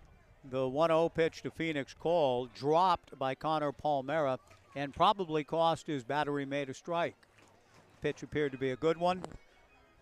Palmera didn't give Billy Yeager a good look at it. So the count 2-0 to Phoenix. Phoenix swings, and it's a blooper down the left field line, a fair ball. Phoenix Calls racing for second. The ball picked up by Corso. The throw is not in time. Phoenix Calls slides in with a leadoff double. So the Knights with an opportunity here in the bottom of the 5th inning to break through with a leadoff two-bagger. They got their first hits of the ball game last inning, a couple of singles. And now J.C. Ing is almost certainly up there to bunt. J.C. has flied to right and fouled out to Connor Palmera, the catcher. Griffin Ness has pitched an outstanding ball game, but that Phoenix Call leadoff double puts him in a little trouble. Ing is bunting and bunts it sharply foul back of the plate. No balls and 1 strike. First Alternative Co-op is your community-owned grocery store, providing fresh, local, and organic groceries since 1970. The Co-op makes it easy for you and your family to buy local and eat healthy. Be sure to stop by their deli and enjoy fresh brewed coffee, house-made pastries, a delicious salad bar, and much more. Everyone is welcome at the First Alternative Co-op. Ing shows bunt, takes a strike, and is quickly in a hole. No balls and 2 strikes. Now Brooke Knight with a decision goes through the signs in the third base box. Ing is a good bunter, and I wouldn't be surprised if Brooke leaves it on 0-2. Phoenix Call at second, nobody out. He's not bunting and looks at a fastball from Griffin, high and away, ball 1, 1-2.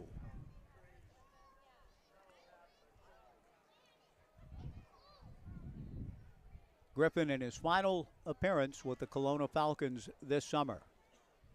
Comes set, glances back at Call, delivers the 1-2 pitch, and Ing gets the job done. A high drive to deep right. Flores twisting and turning, going back, makes the catch on the warning track. Phoenix Call tags and goes to third. Great job by J.C. Ing. The bunt was taken off. He didn't get the bunt down on the first 2 tries, but he gets the job done with a long fly to right field that had Sam Flores carrying Oka all the way to the warning track. Good job by J.C. Phoenix Call moving to third. The batter is Tyler Quinn. And in this tight, taut pitcher's duel, Angelo Loomis instructs his infielders to play in on the edge of the green. So everybody in. Quinn with an excellent chance right here to get the Knights a lead in the game's first run. Tyler takes high and inside on the breaking ball. 1 ball and no strikes. Tyler's been up twice and walked twice. Phoenix Call at third, 1 out. The 1-0 breaking ball way inside for ball 2. 2-0.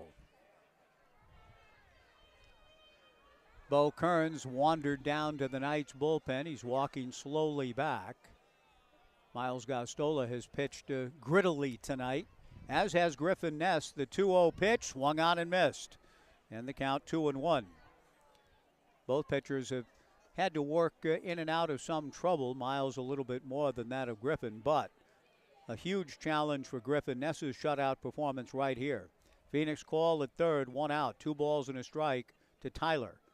Quinn takes in the turf. Ball 3, 3-1. Blake Avila on deck.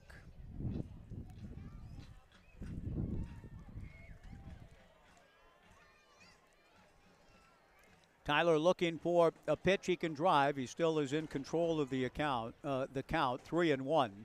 Phoenix Call at third with 1 away. The 3-1 pitch driven to center. Back on the ball goes Duffield, still going back, reaches up to make the catch. Phoenix Call tags and comes in with the game's first run. A sacrifice fly for Quinn. The Knights lead it 1-0.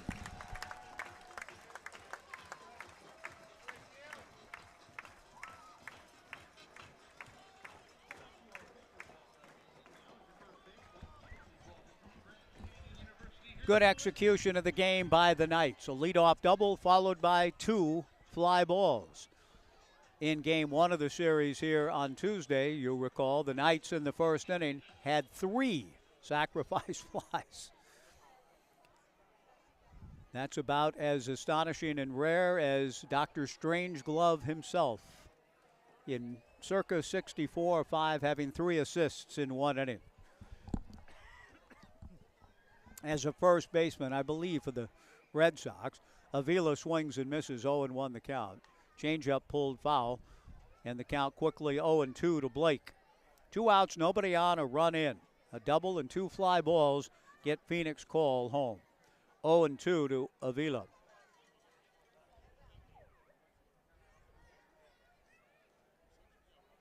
Griffin Ness in what is probably his final inning of work tonight and for the Falcons this summer comes to Avila 0-2 and drops in a breaking ball. Strike 3 called to end the inning. Griffin has pitched extremely well. He may end up having an L to show for it depending on what happens here. A long way to go. The Knights do break through with a run, and if that is it for Griffin, it's a great note to go out on with his brother and his dad in the ballpark. Miles Gostola's evening is over. The Knights are bringing in a new pitcher, so we may have seen the last of the starters who both acquitted themselves extremely well here tonight.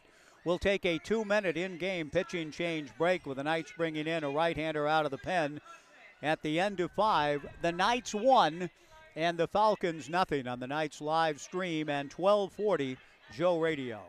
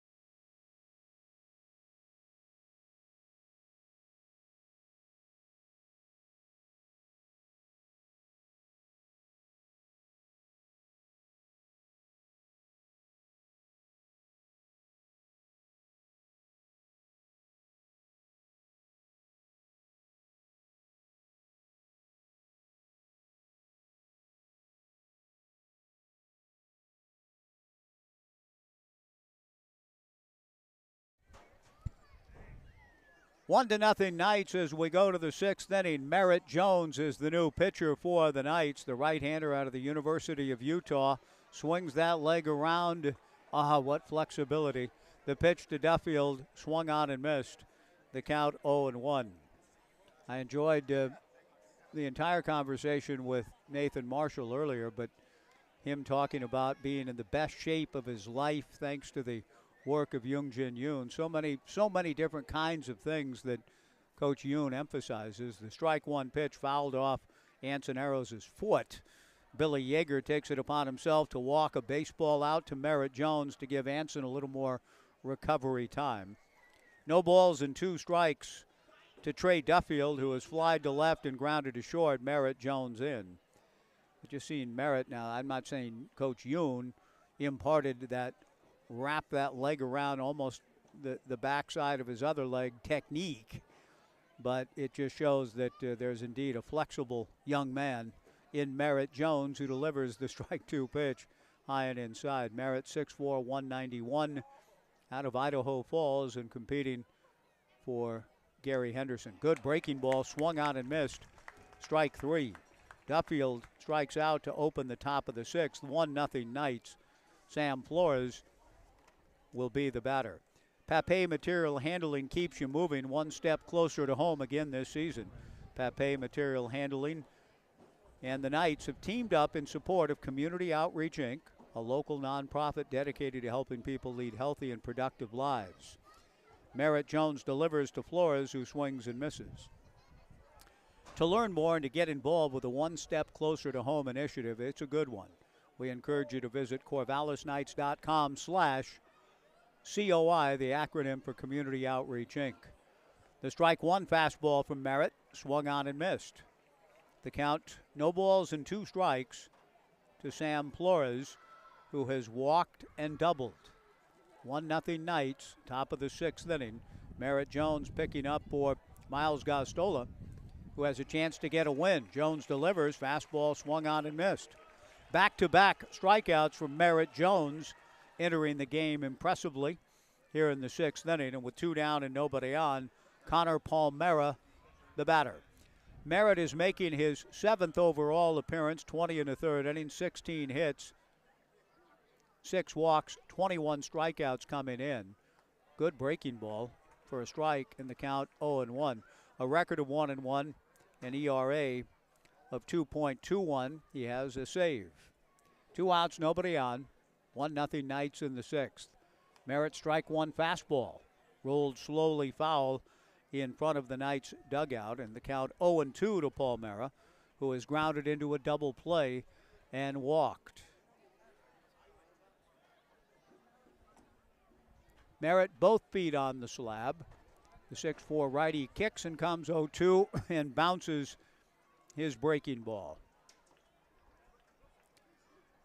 Gostola went 5 innings, 5 hits, no runs, 4 walks and 4 strikeouts. A solid outing.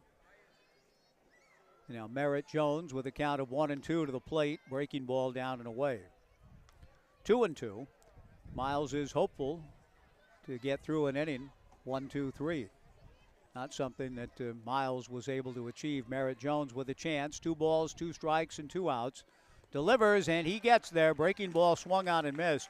Strike 3. 2 punch outs in actually 3. Merritt Jones strikes out the side. Impressive first inning of work for Merritt. We go to the bottom of the 6th. The Knights 1 and Kelowna 0 on the Knights live stream and 1240 Joe Radio.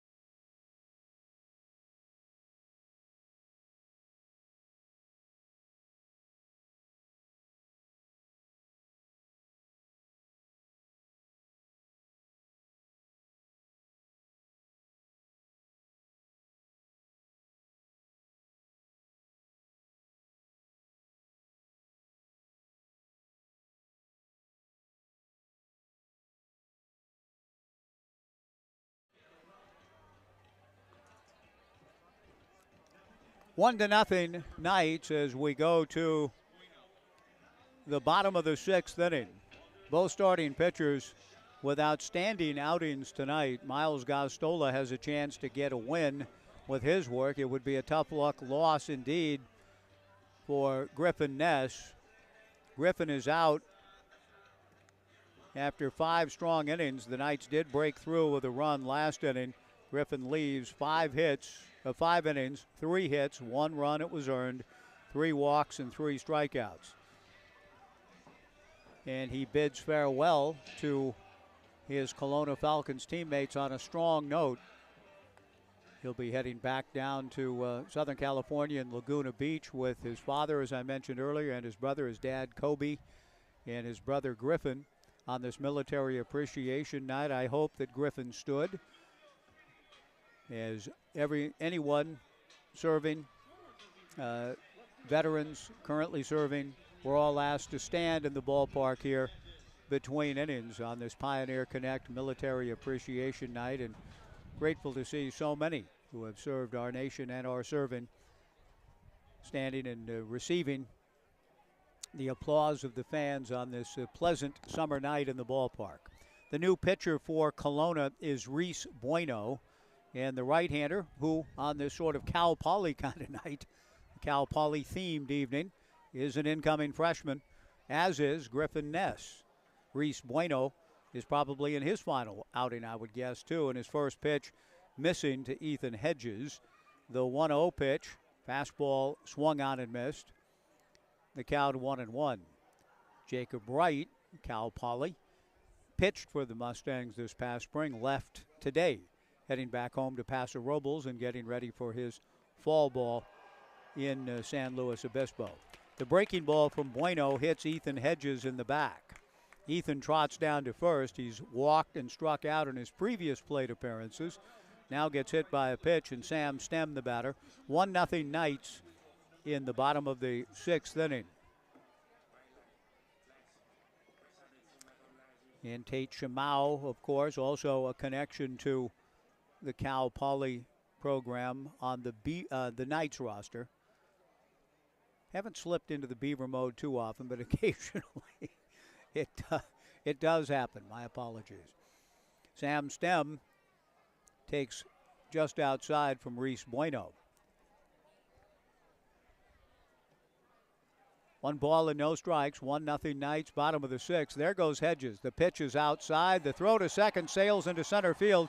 Hedges gets up, racing for third. Duffield's throw to third is not in time. Bueno didn't get over to back up that throw either. Had it gotten by Jonas Salk, then Hedges would have been able to come in and score. So that would be 1 for the notebook. And somebody will, I hope, impart to the pitcher that when he's watching that action play out, he's got to read it and get over and back up.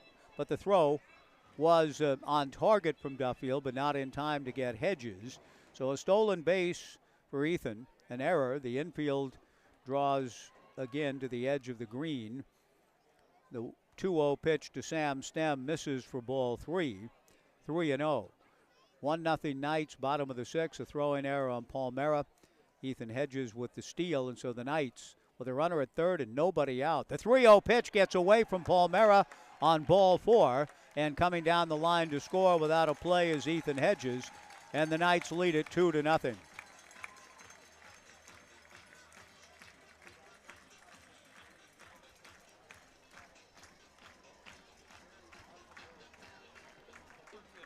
Ansoneros will come to the plate.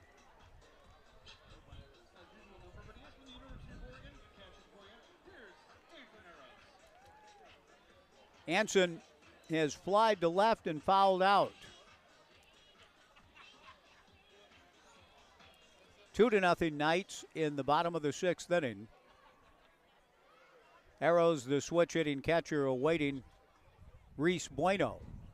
And another wild pitch. This one bounces in front of Palmera and bounces far enough away that enables Sam Stem to go to second.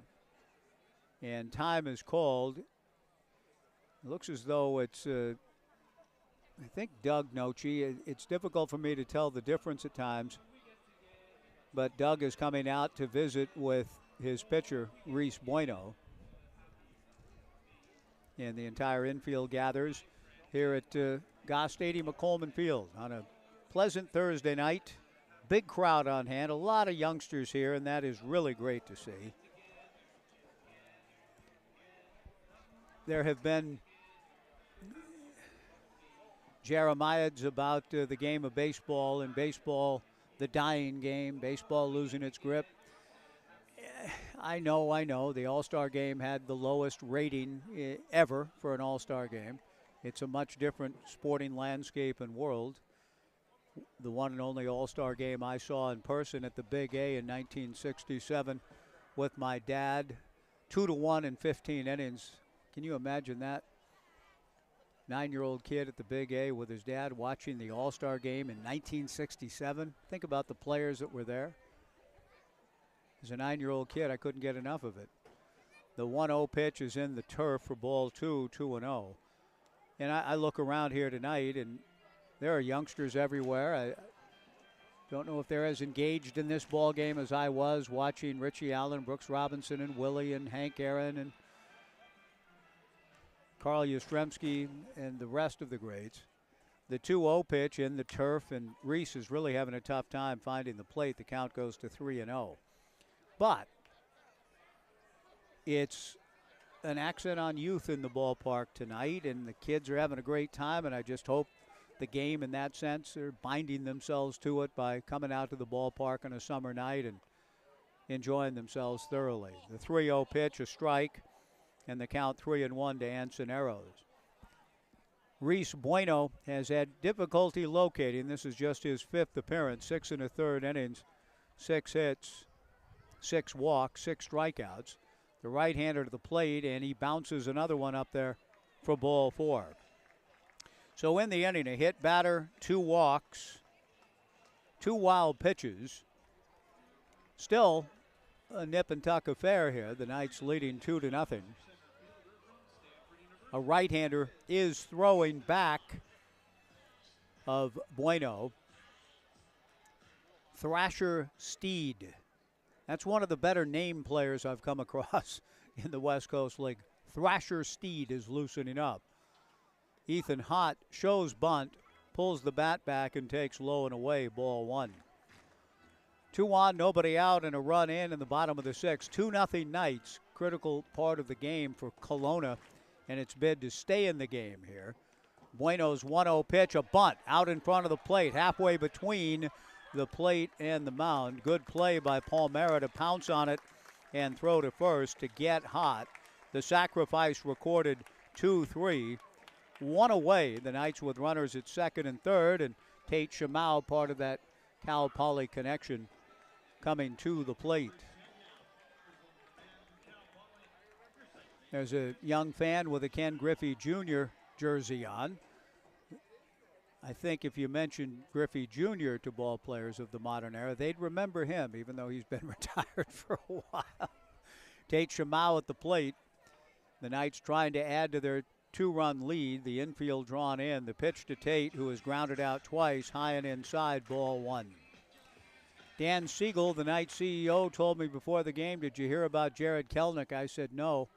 What about Kelnick? The Mariners' young, talented ball player. The 1-0 pitch on the way in the turf. Good block by Palmera. The count 2-0. Apparently, in a fit of pique and frustration, Kelnick kicked his foot into a bat rack or a water cooler or something, just in anger after a strikeout or something, and broke his foot. The 2-0 pitch on the way, swung on and missed by Shamau. 2-1 the count. Sam Stem at third, Ansoneros at second, 1 away. 2-0 Knights in the 6th, looking to create further separation. But he would not be the first player to get hurt, go on the DL with a serious injury, just based on giving expression to that frustration that comes for a hitter. The 2-1 pitch in the turf, ball 3. I think Ted Williams put his hand through a water cooler and missed a large stretch of time when Teddy Ballgame was angry for a bad at-bat. The great Hondo Frank Howard had a serious injury due to continuous pounding of his elbow into a dugout wall. 3-1 pitch, a looping fly ball to left field. It'll drop for a base hit. Tate Shamau, an RBI single. Sam Stem comes in to score. The Knights lead it 3-0. Good job by Tate. On the play, Ansoneros goes to third, and Phoenix called the batter. 3-0 Knights in the sixth. Runners at the corners and 1 out. What Frank Howard would do is, after a strikeout, go into the dugout and sit and take his right elbow and just bang, bang, bang, and pound it into the dugout cement wall behind him in the various ballparks he played in.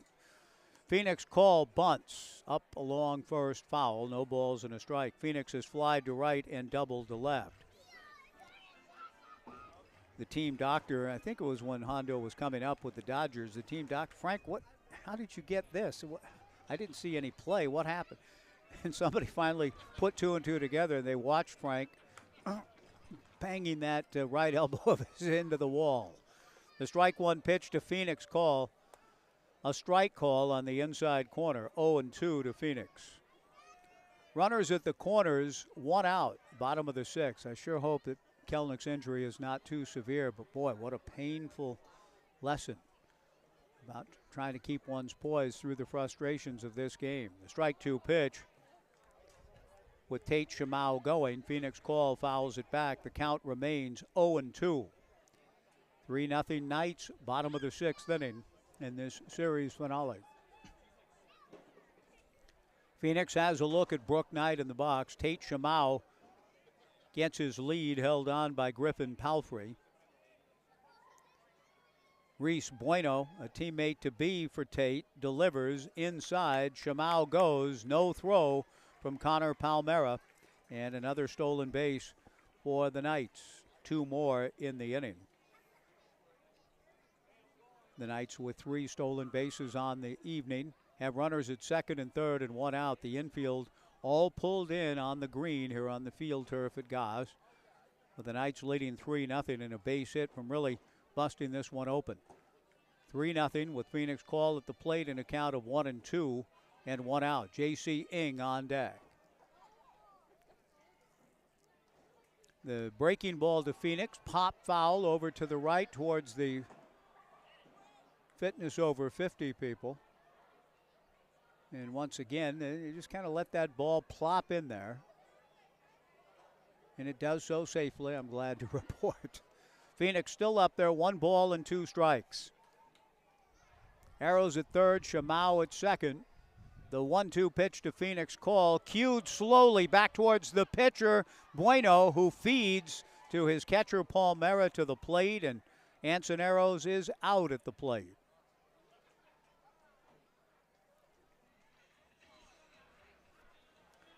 So 2 down in the inning. And a good play by Reese Bueno. He had to come off, field that swinging bunt from Phoenix call cleanly, and then make a clean feed, and did for the out on Arrows. And Arrows was right to try to score on that play. The degree of difficulty was high enough for him to come down. 2 down, runners at the corners. There goes the runner from first, Phoenix call, and he's in with a stolen base. That's 4 bags tonight for the Knights. Holding at third base with no play made at second, Tate Shamau.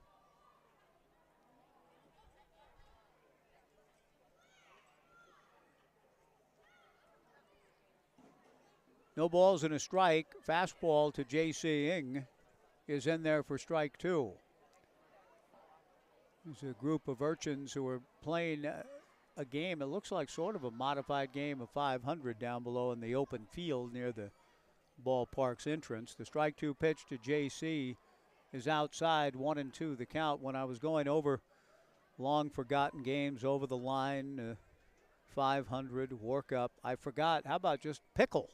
An old-fashioned game of pickle. Haven't seen a lot of kids doing that lately either. The 1-2 pitch in the turf. Connor Palmera has earned his keep throughout this half inning. Reese Bueno threw it all. He has given up 2 runs, but if he's able to slam the door here, 2 balls, 2 strikes, 2 on, 2 out, 2 in, he still keeps his team very much within striking distance in the game. J.C. Ing awaits the 2-2 pitch. That's in the turf. Bounces away from Palmera. And again, Shamau thought about it, but pulls up, staying at third with Phoenix call at second. 3-2 the count to Ing. Tyler Quinn on deck.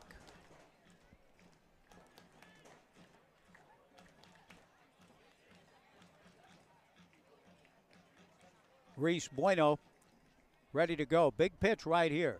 Comes to the plate, 3-2 inside for ball 4 to load him up. There is, as I mentioned, a right-hander throwing in the bullpen, Thrasher Steed, and that Thrasher is going to have an opportunity.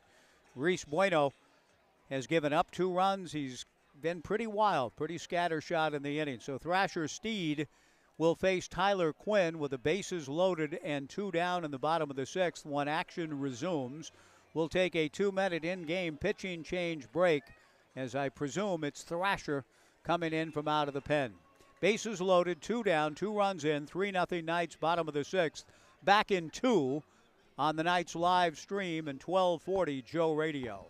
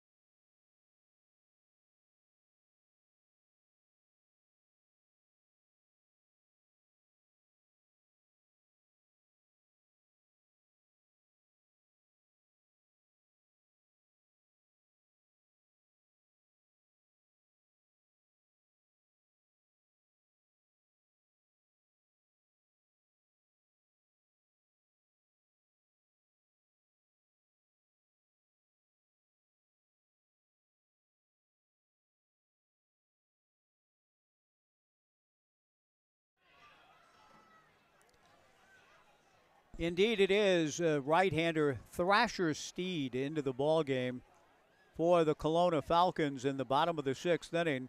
With the bases loaded for the Knights, 2 down, Tyler Quinn the batter. The Knights leading Kelowna 3-0. The Knights trying to win their 9th straight in league play before heading off to Walla Walla for 3 this weekend. We'll have all the games on 1240 Joe Radio. Thrasher ready to the plate, and the first pitch misses inside to Tyler. 1 ball and no strikes. Steed is making his 13th appearance in 14 1/3. He's walked 12, struck out 16, 2-2 with an ERA of 4.39. He works out of the stretch position with the bases loaded. The 1-0 pitch, fastball on a check swing. Did he go? The appeal, I think, is going to go to Noah Hobart. No, says Noah. And the count 2-0. Bases loaded, 2 down. Tate Shamau at third, Phoenix Call at second, J.C. Ing at first. Thrasher Steed ready. The 2-0 pitch, high, ball 3, 3-0.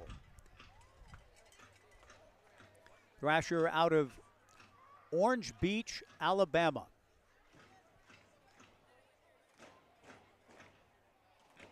Attends Chipola College. JC in Mariana, Florida. The right-hander's 3-0 pitch, a strike, and the count 3-1. Tyler was taking all the way. Tyler's already walked twice tonight and had a sacrifice fly. No official at bat yet. He would take ball 4 gladly again. Bases full, 2 down. Steed comes set, and the 3-1 pitch, high for ball 4. Boy, it didn't miss by much. but it is an RBI walk for Tyler Quinn. Tate Shamau comes down the line to score. The Knights lead it 4-0. Phoenix Cole into third base. J.C. Ing to second. Tyler Quinn getting the RBI, his third walk of the night. Now Blake Avila, the hitter, with the bases loaded and 2 down, 4-0 Knights. Steed set, the right-hander to the plate. Blake swings and misses. 0-1 the count. Blake, the ninth man to come to the plate in the inning.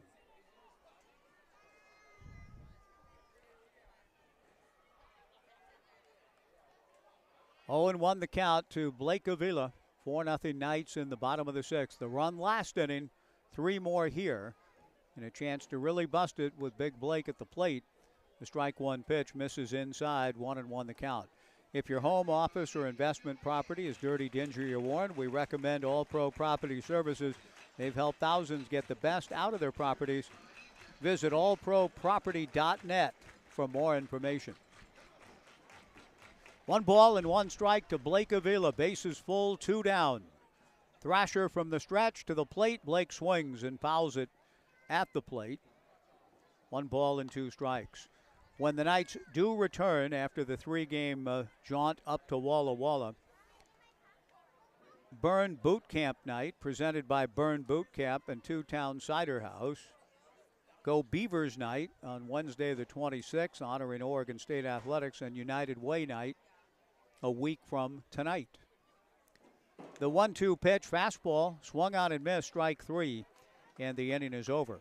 Pretty good work by Thrasher Steed to minimize damage. Now the Knights do get 3, and they push the lead to 4 runs, but didn't quite deliver that knockout punch to send the Falcons staggering. Still, we got a ball game as we go to the 7th.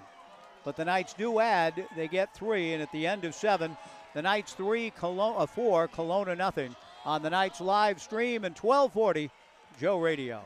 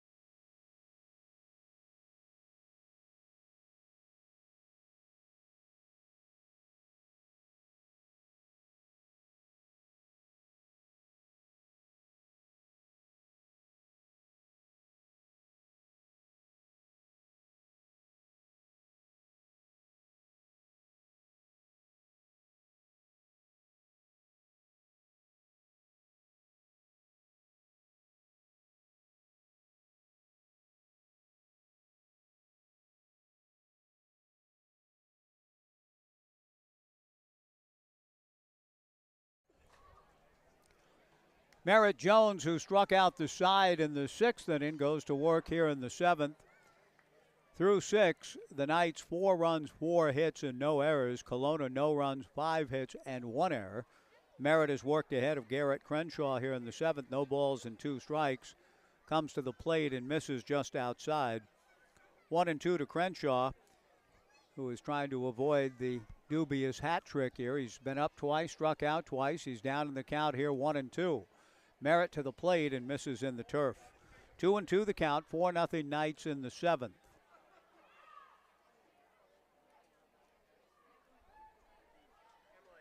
Jones kicks and comes back with a 2-2 pitch pulled down the right field line. A fair ball headed toward the corner. Sam Stam over to cut it off.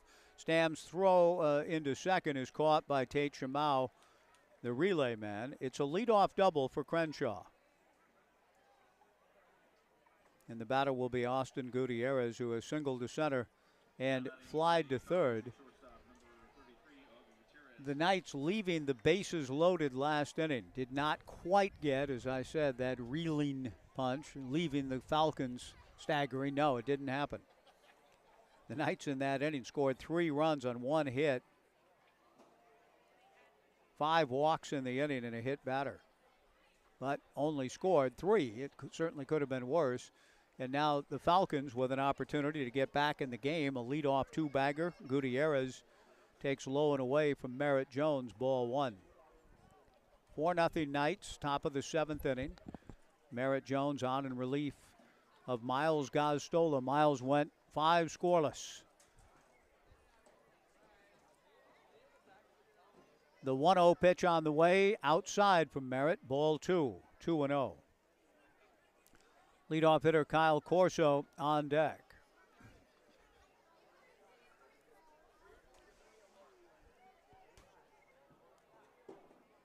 Merritt Jones and Ansoneros, the Knights battery. Merritt struck out the side last inning. The 2-0 pitch, fastball knee high for a strike, 2-1 the count. Around the infield, Blake Avila at first, Tate Shamau at second, Phoenix Call at short, Ethan Hedges at third, J.C. Ing in left, Ethan Hott in center, Sam Stem in right.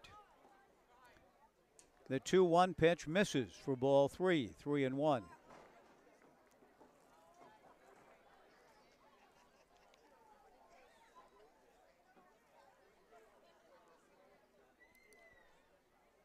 Merritt peering in to Ansoneros. The 3-1 pitch swung on in a grounder to third. Ethan Hedges looks back the runner, throws a one-hopper dug out by Blake Avila. Good play by Blake, picking up his corner partner. Gutierrez out. Holding at second base, Garrett Crenshaw.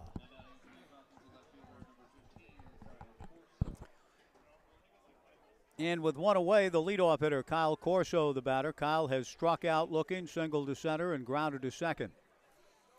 4-0 Knights, top of the 7th inning. Merritt Jones set. The righty delivers. Good fastball. Outside corner for a strike. 0-1 the count.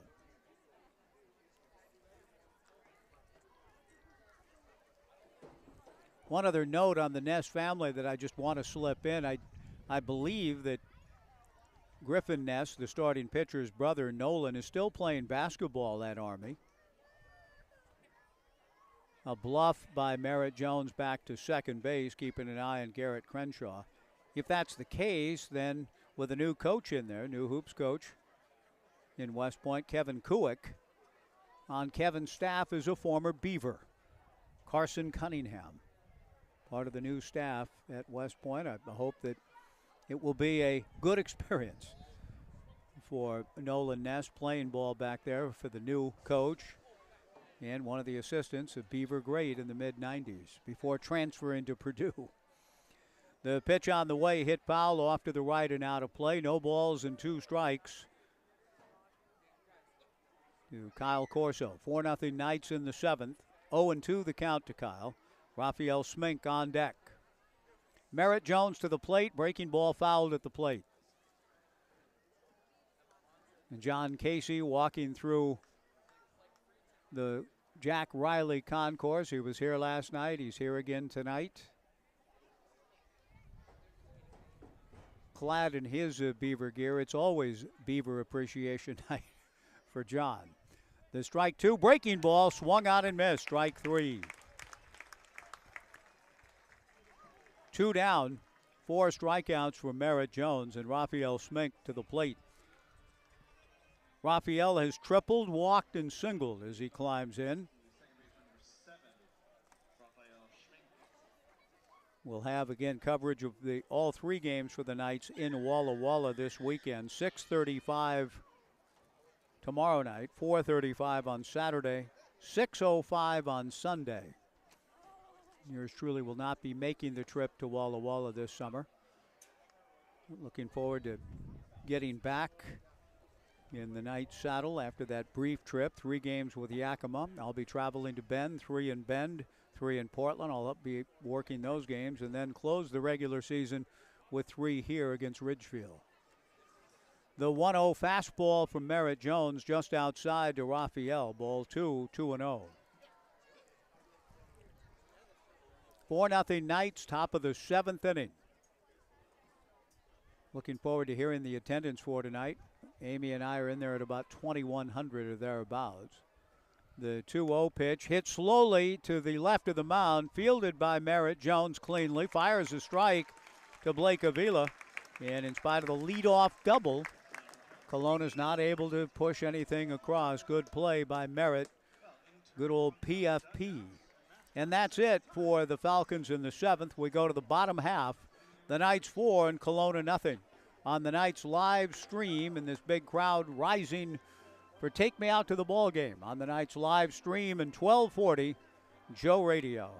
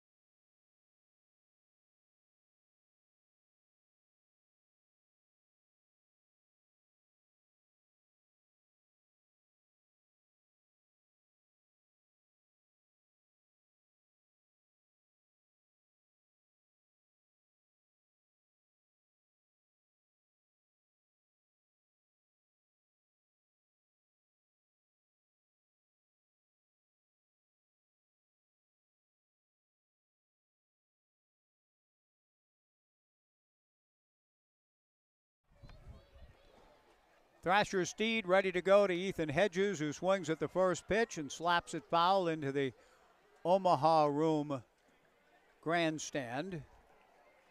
No balls and a strike to Ethan, who led off last inning, getting hit by a pitch and scored one of the Knights' 3 runs to give Corvallis a 4-0 lead. Steed to the plate and misses down and away. 1 ball and 1 strike.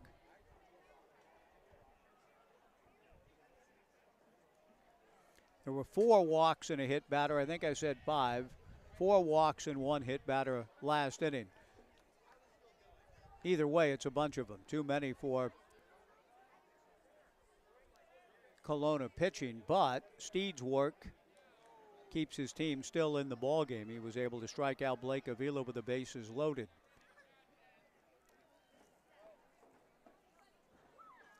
The pitch on the way, fastball away to Ethan. That evens the count at 1 ball and 1 strike. Ethan Hedges, Sam Stem, and Anson Arrows in the 7th. The Knights batted around last inning. Didn't really bat around, had just 1 hit. They walked around a lot. The 1-1 pitch is high, ball 2, 2-1 from Thrasher. Steed and Connor Palmera, the battery. Griffin Palfrey at first, Raphael Smink at second, Austin Gutierrez at short, Jonas Salk at third. Breaking ball on the 3-1 pitch, misses high for ball 4. Something went a little askew with the count in that whole sequence. Anyway, it is ball 4 to Ethan Hedges, who draws a walk. And that brings Sam Stem to the plate. Sam has popped to short, single to right. He walked and scored last inning. In the outfield for the Falcons, Kyle Corso in left, Trey Duffield in center, Sam Flores in right. Thrasher to the plate in the first pitch, a strike to Sam Stem. 0-1 the count.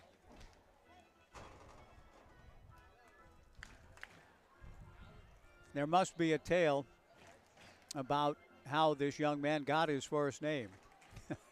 Maybe it had something to do with life in the womb. The strike 1 pitch from Thrasher is swung on and missed, and the count 0-2 to Sam Stem. But it is one of the more unique names I've come across in the West Coast League through the years. Thrasher Steed on the bump, no balls and 2 strikes, issuing the leadoff walk to Ethan Hedges, who goes. The strike 2 pitch is outside. The throw to second goes into center field. Ethan Hedges gets up. He's on his way to third, and he will get there without a play. Ethan Hedges, for the second time tonight, has stolen second and advanced to third on the throwing error by the Falcons catcher. So the Knights in excellent position again to add to their lead with a runner at third and nobody out. 1 ball and 2 strikes to Sam Stem. Ansonero's on deck. Steed to the plate. Fastball swung on and missed. Strike 3. That's a big out. It's interesting that the head coach, Angelo Loomis, did not instruct his infielders to play in, at least in that situation, not wanting to perhaps get a big inning started by coming in and giving up a cheapie. So in this case, though, now with 1 out on the board, the Falcon infielders all do pull in with Ansonero's at the plate trying to add to the Knights' lead. It's 4-0 in the 7th. Anson swings and grounds it back up the middle into center field. Base hit. No matter where the fielders were positioned, that would have gotten through. Ethan Hedges down the line to score on a solid single up the middle by Arrows, and the Knights lead it 5-0.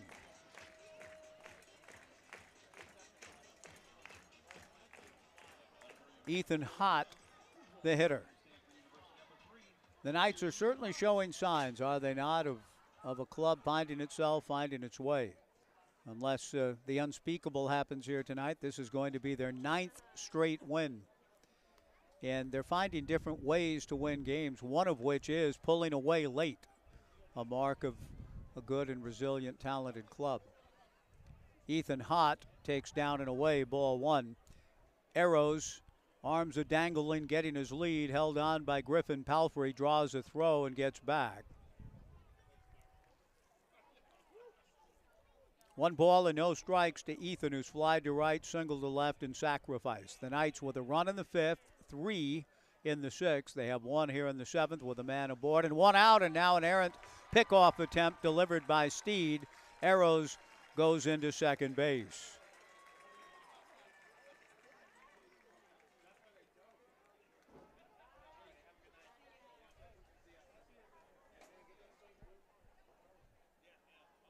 The 3rd error of the evening for Kelowna. All 3 charged to the battery. 2 on Palmera, now 1 here on Steed. Arrows is going to third. The pitch is high. The throw to third is not in time. Ansoneros picks up another stolen base. The pitch, meanwhile, up and in to Ethan. And another contribution to Community Outreach, Inc. from our friends at Papay Material Handling and All Pro Property Services. 2-0 to Ethan Hott. The infield again pulled in. Arrows gets his lead. Thrasher Steed from the stretch. And the 2-0 offering down and away. Ball 3, 3-0 to Hott.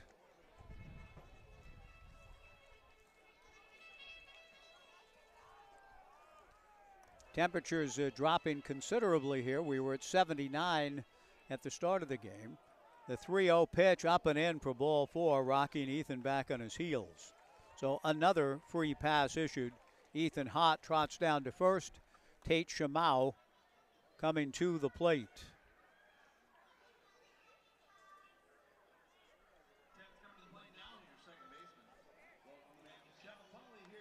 Shamau is grounded to third, grounded to second, and had an RBI single to left. First and third, 1 out. The pitch to Shamau. Thrasher misses, down and away. Ball 1, 1-0.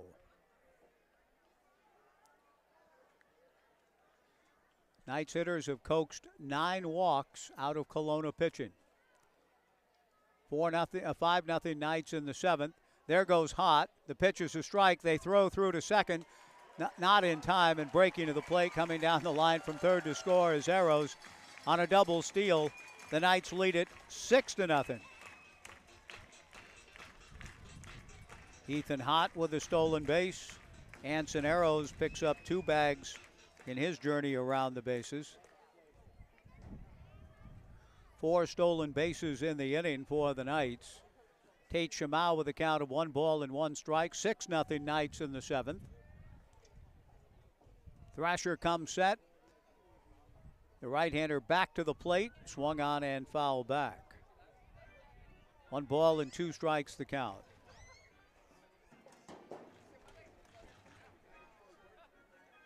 Adley Rutschman went 1 for 4 today with an RBI, former Corvallis Knight, and an Oriole 4-3 win over the Rays. Brooks Hatch also presented Wade Meckler's numbers. Wade, not a former Knight, but a former Beaver, tearing it up for the San Francisco Giants, to the point that an article was written today in The Athletic on the Giants site about Meckler and his remarkable rise. He went 2 for 2 today at the AA level for AA Richmond, hitting .352. He's just killing it wherever he goes. He may get a September call-up from the Giants. The 2-2 pitch from Thrasher Steed, down and away, ball 3, 3-2.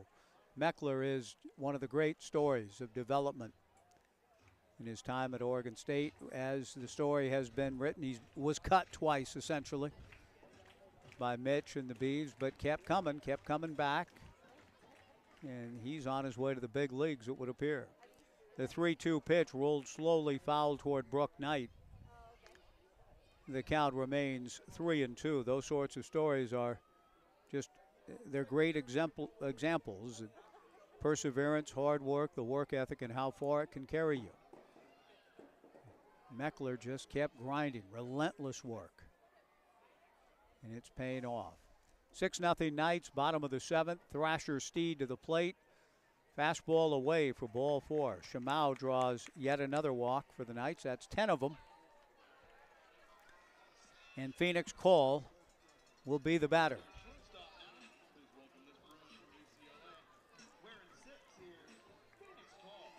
Phoenix has flied to right, doubled to left, and been aboard on a fielder's choice. Out to the mound goes Connor Palmera, and he goes unaccompanied by Billy Yeager. So I'm still not sure what occasions an umpire going out with a catcher for a visit. Billy didn't make the walk out, but earlier he did, and just seems as though I've seen more of that, and I'm not really sure why. I'm looking forward to talking to Brook Knight when they get back from Walla Walla about the why and the wherefore. Base umpire Noah Hobart comes to the mound to talk to Thrasher Steed, who was ready to pitch, and yet no one else was really ready to go. Trimmed down Joe Kimmel sitting down next to Steve right in front of me. The pitch on the way to Phoenix popped up on the right side in shallow right. Going out is the second baseman Smink to make the catch for out number 2. Good play by Raphael behind the bag in shallow right field. With 2 down, J.C. Ng will come to the plate. J.C. has flied to right, fouled out, flied to right again, and walked.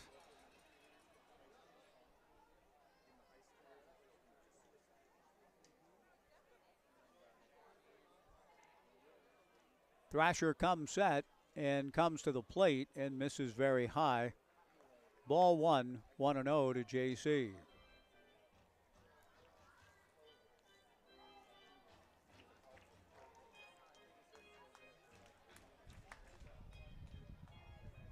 One ball and no strikes to the Knights' leadoff hitter, and Steed misses again. Ball 2, 2-0. It is, quite frankly, and all of you know, I mean, even the most ardent of Knights fans hoping that the Knights will keep scoring runs, you understand that. It is still somewhat disconcerting, almost painful to see pitchers not able to locate. The 2-0 pitch, fastball swung on and missed, and the count 2-1.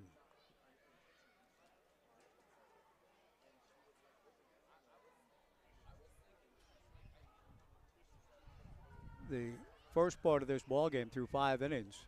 Tremendous pitchers duel, Miles Gostola and Griffin Ness. The pitch on the way, a ground ball wide of first. The second baseman, Raphael Smink, moves to his left. Holding it first is Palfrey to be there for the putout and receives it.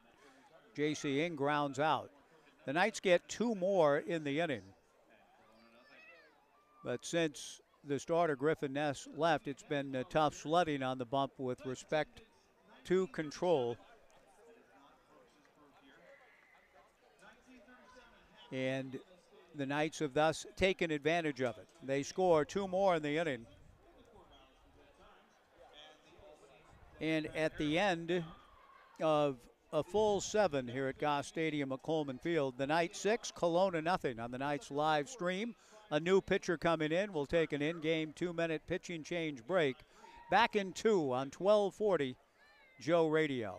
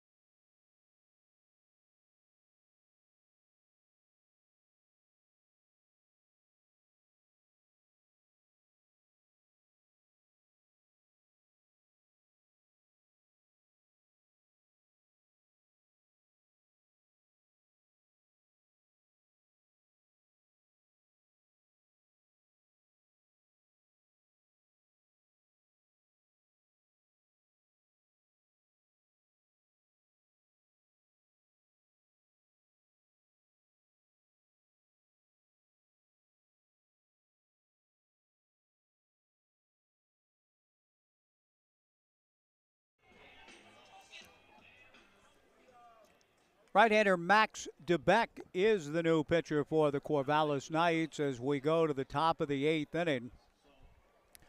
On a breezy and cooling Thursday night. I think I'll have my producer Amy check, and yes, it did dip under 70 degrees. I thought so, and the crowd isn't quite as large. Amy thought it was bigger. I said, she lured me into going over the 2,000 mark when I was thinking it was right around there, but it's 1937. 1,937 in the house. Jonas Salk leads things off against Max DeBeck. Fastball from Max outside, ball 1. Top of the 8th, 6-0 Corvallis. Max continuing to navigate the portal. Hopes to have a landing spot soon, I dare say. His 1-0 pitch swung on and missed, and the count 1-1. Look forward to hearing some news along those lines, as well as from Sean Weiss soon with respect to where the 2 outstanding Knights pitchers end up. DeBeck drills Jonas Salk up around the area where his namesake developed a vaccine that we all kind of got up in that area. I remember getting that vaccine in the 60s, the polio vaccine that his namesake, Jonas Salk, developed. That's where he kind of got hit, up there where you get the vaccination on your left arm. Jonas Salk hit by the pitch from DeBeck to open the 8th. Griffin Palfrey, the batter. 6-0 Knights in the 8th. Max to the plate. Good fastball for a strike. 0-1 the count. 6'6", 220-pound right-hander Max DeBeck, the third pitcher of the night for the Knights, following Miles Gostola, who was really good through five scoreless. And, of course, Merritt Jones with 2 scoreless. Now Max hoping to keep the Knights marching on to their 9th consecutive win. He misses just outside and the count 1-1. Max making his 12th appearance. 20 innings, just 9 hits allowed. Comes back to the plate with a 1-1 pitch, hit foul towards Urchin Alley to the right. He has walked 13, struck out 20, a record of 1-1, an ERA of 3.15. 1 ball and 2 strikes to Griffin Palfrey, 6-0 Knights in the 8th. Jonas Salk hit by the pitch, getting his lead held on by Blake Avila. Palfrey rolls one slowly foul up along first. The count remains 1 ball and 2 strikes.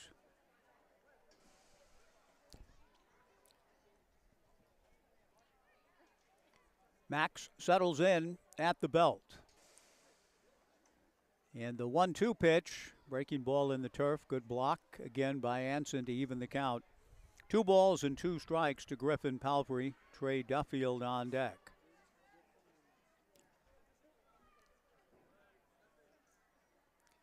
Merritt Jones worked 2 innings, allowed just 1 hit. Didn't walk anybody, struck out 4. Fastball just outside. Max DeBeck thought he hit his spot, and certainly the Knights dugout did too. You could hear a collective groan with the guys hanging over the railing in the Gary Baker dugout down to our left. 3 balls and 2 strikes to Griffin Palfrey.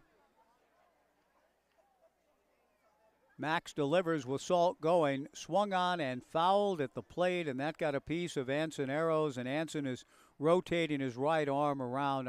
He's calling for the baseball. It looks as though he's going to be fine, but that couldn't have felt good. Stinging the right shoulder area, I think, and he's kind of rotating that shoulder around. Home plate umpire Billy Yeager out to give Anson a little more time, visiting with Max DeBeck. 1,937. 1937, the era of the aforementioned, the great Lefty Gomez.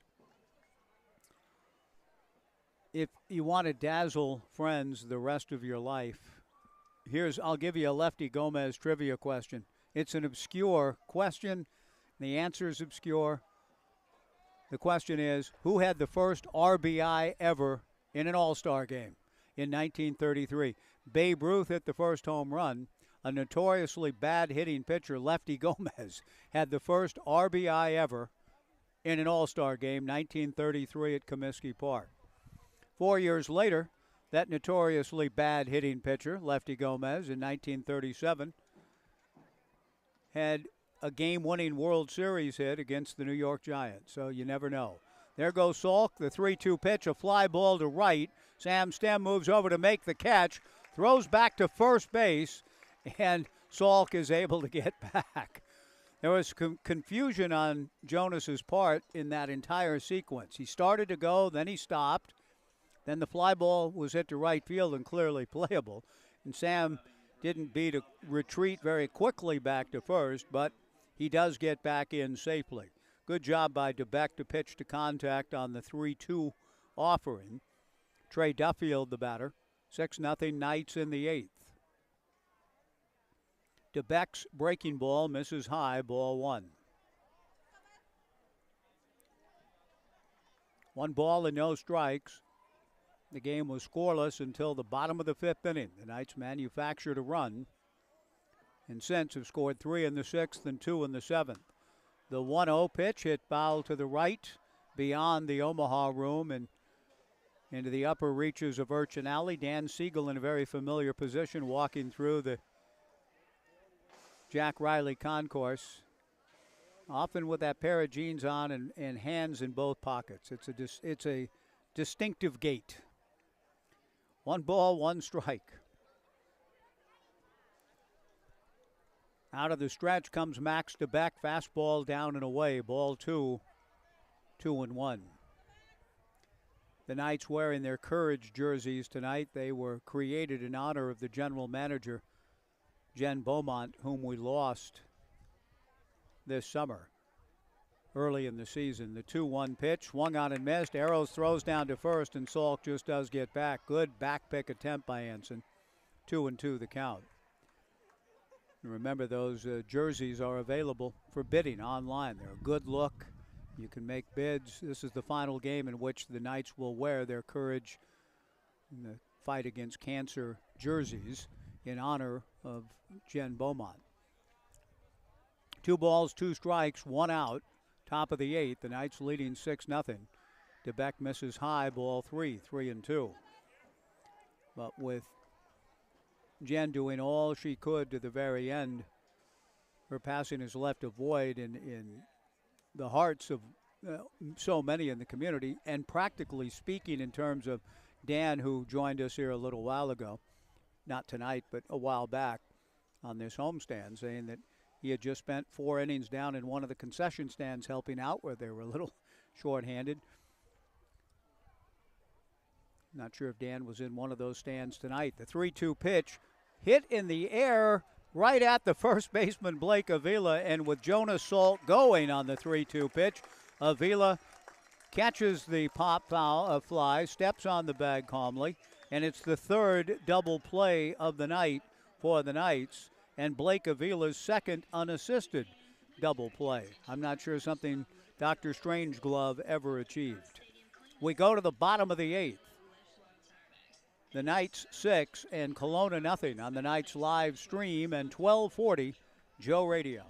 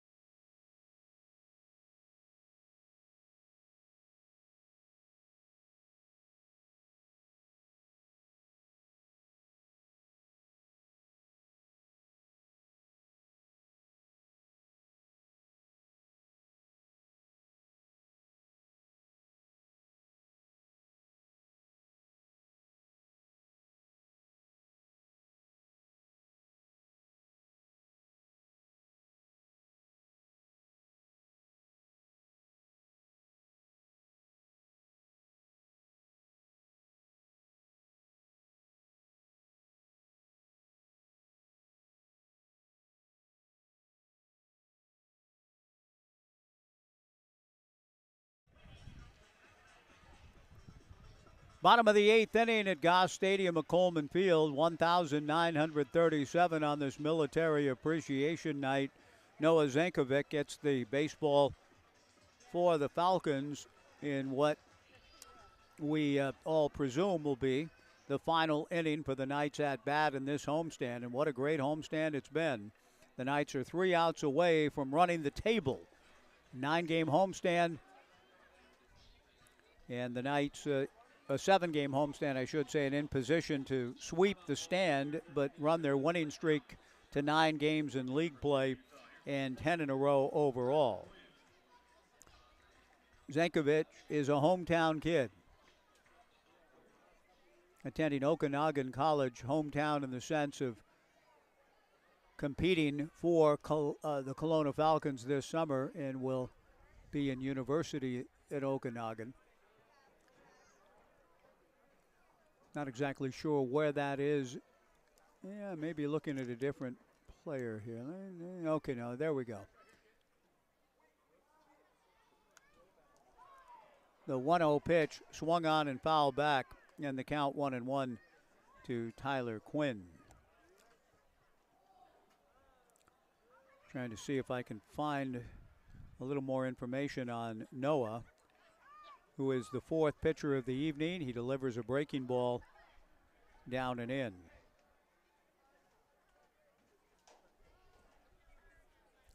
Canadian College Baseball Conference player. Okanagan College Coyotes. The 2-1 pitch. Quinn, a slicing drive to right field. Sam Flores on the move.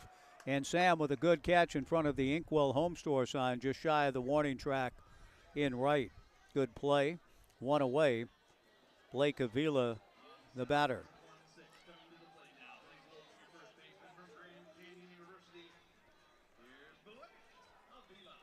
It is one of the realities of life. It's always a little disappointing in that it's now 11 minutes after 9 o'clock and getting darker too early.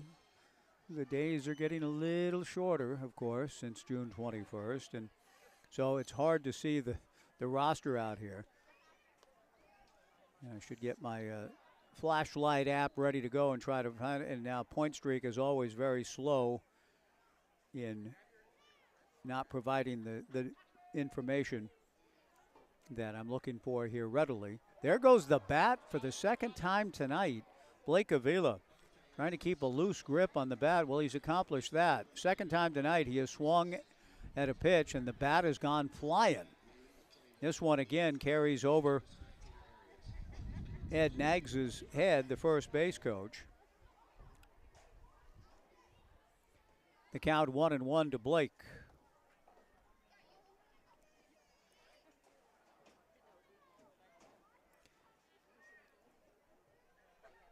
So Noah Zankovic, the pitcher, I'm trusting Bobby Merwin's pronunciation.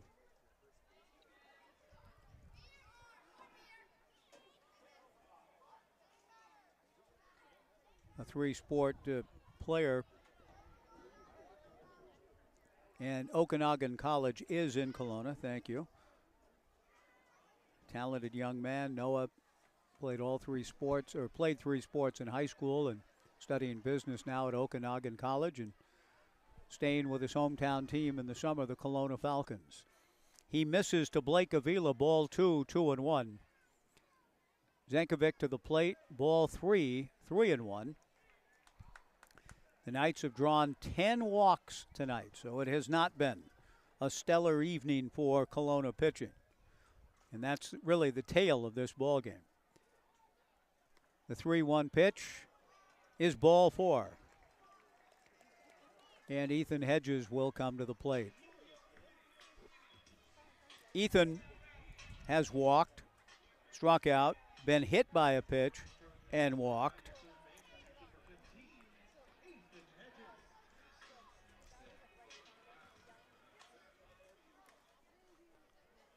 The left-hander Noah Zankovic, the hometown kid,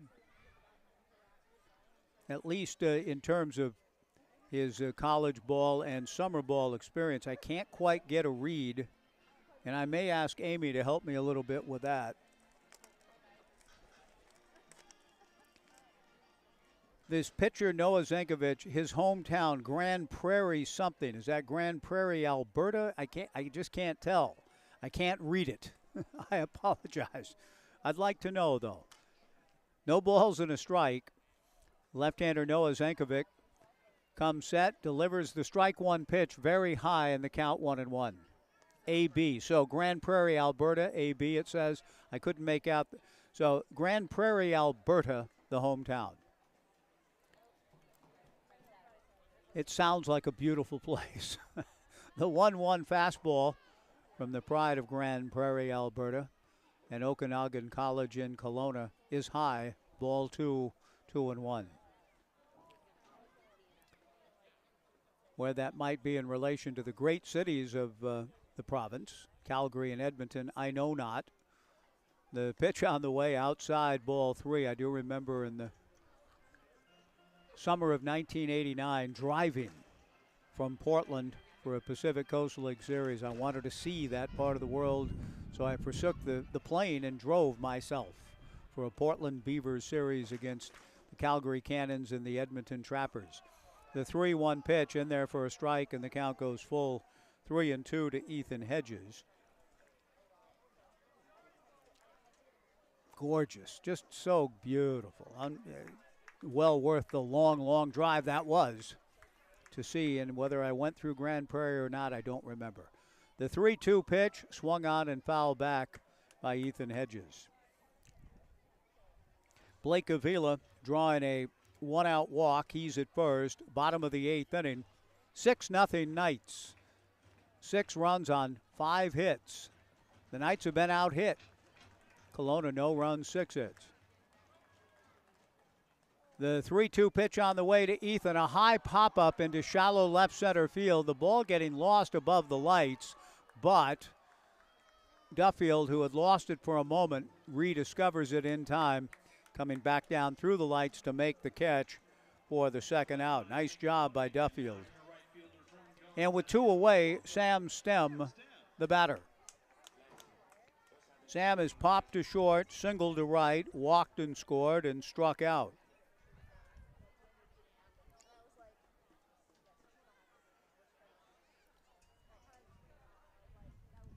The pitch on the way, fastball very high, ball 1, 1-0.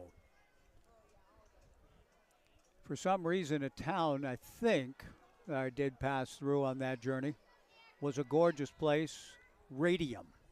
Is there a town on that route called Radium? Ground ball to second, fielded by Raphael Smink. He throws to first, and the inning is over. I think so. I just know the whole thing was glorious.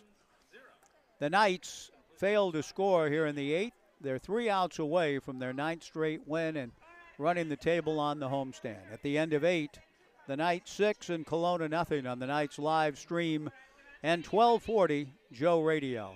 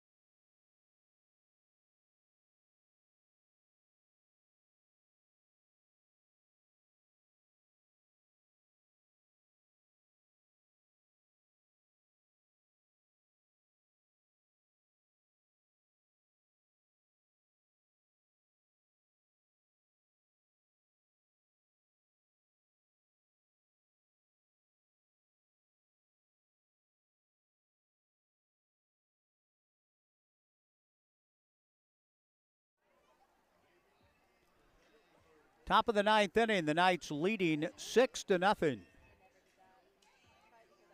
in the growing darkness in the ballpark. The light that failed, so said Kipling. My lights are failing here. I can't make out really anything. I remember in the past, I think Jan Babbitt has been kind enough, Brooks' mom, to bring me a lamp. Others have brought me different kinds of lights. I do have a flashlight app, but I also use the phone for other things. So this is a long ball game. That's one of the reasons here at about 20 after 9 o'clock. The Knights leading 6-0. Multitudinous walks will lead to longer nights at the yard. And in that case, it has led to, and with the days growing shorter, it's a little difficult to see all the paperwork here, but we should be close to the end with Branson Kiel needing 3 outs to wrap up a well-pitched ball game by the Knights. The combined efforts of Miles Gostola, Merritt, Jones, Max DeBeck, and now Keel hope to bring home this ball game in short order.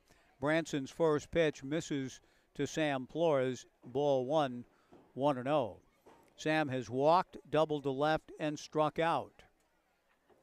6-0 Knights, top of the 9th inning.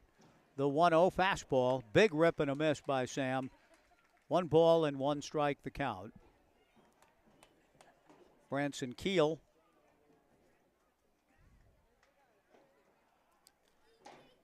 following the aforementioned pitchers, hoping to keep the shutout intact. Comes to the plate, fastball swung on and missed.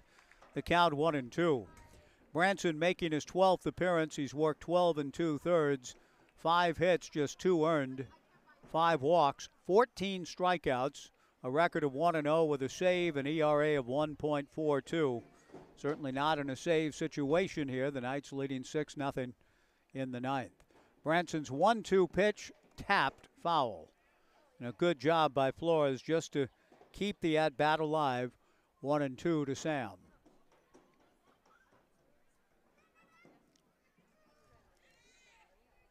Connor Palmera and Garrett Crenshaw to follow. Top of the 9th inning. Branson Keel back to the plate, breaking ball low, ball 1, 1-2.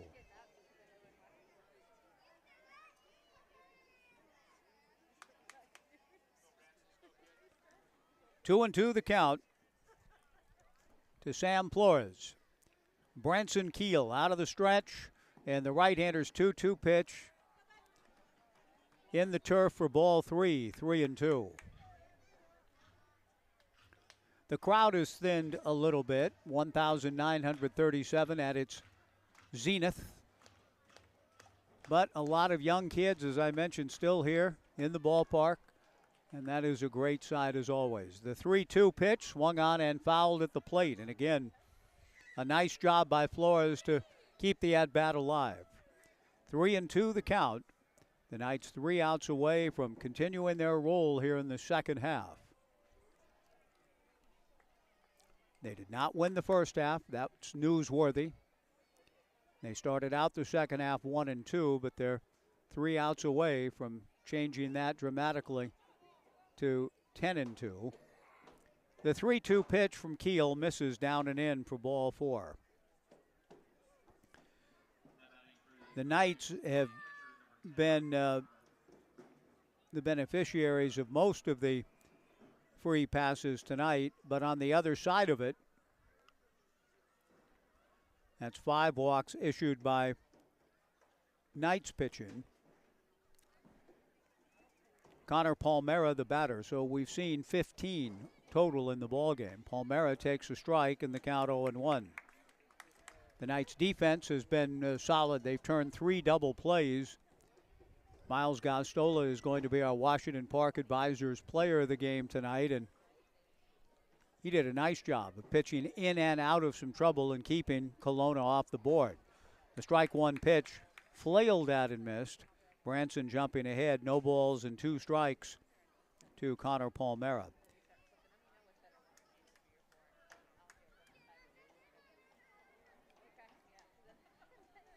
Garrett Crenshaw, the on-deck hitter, top of the 9th inning. The Knights with a run in the 5th, 3 in the 6th inning, and 2 in the 7th. Benefiting from some control difficulties for the bullpen for the Falcons. Strike 2 fastball down and away. 1 ball and 2 strikes the count.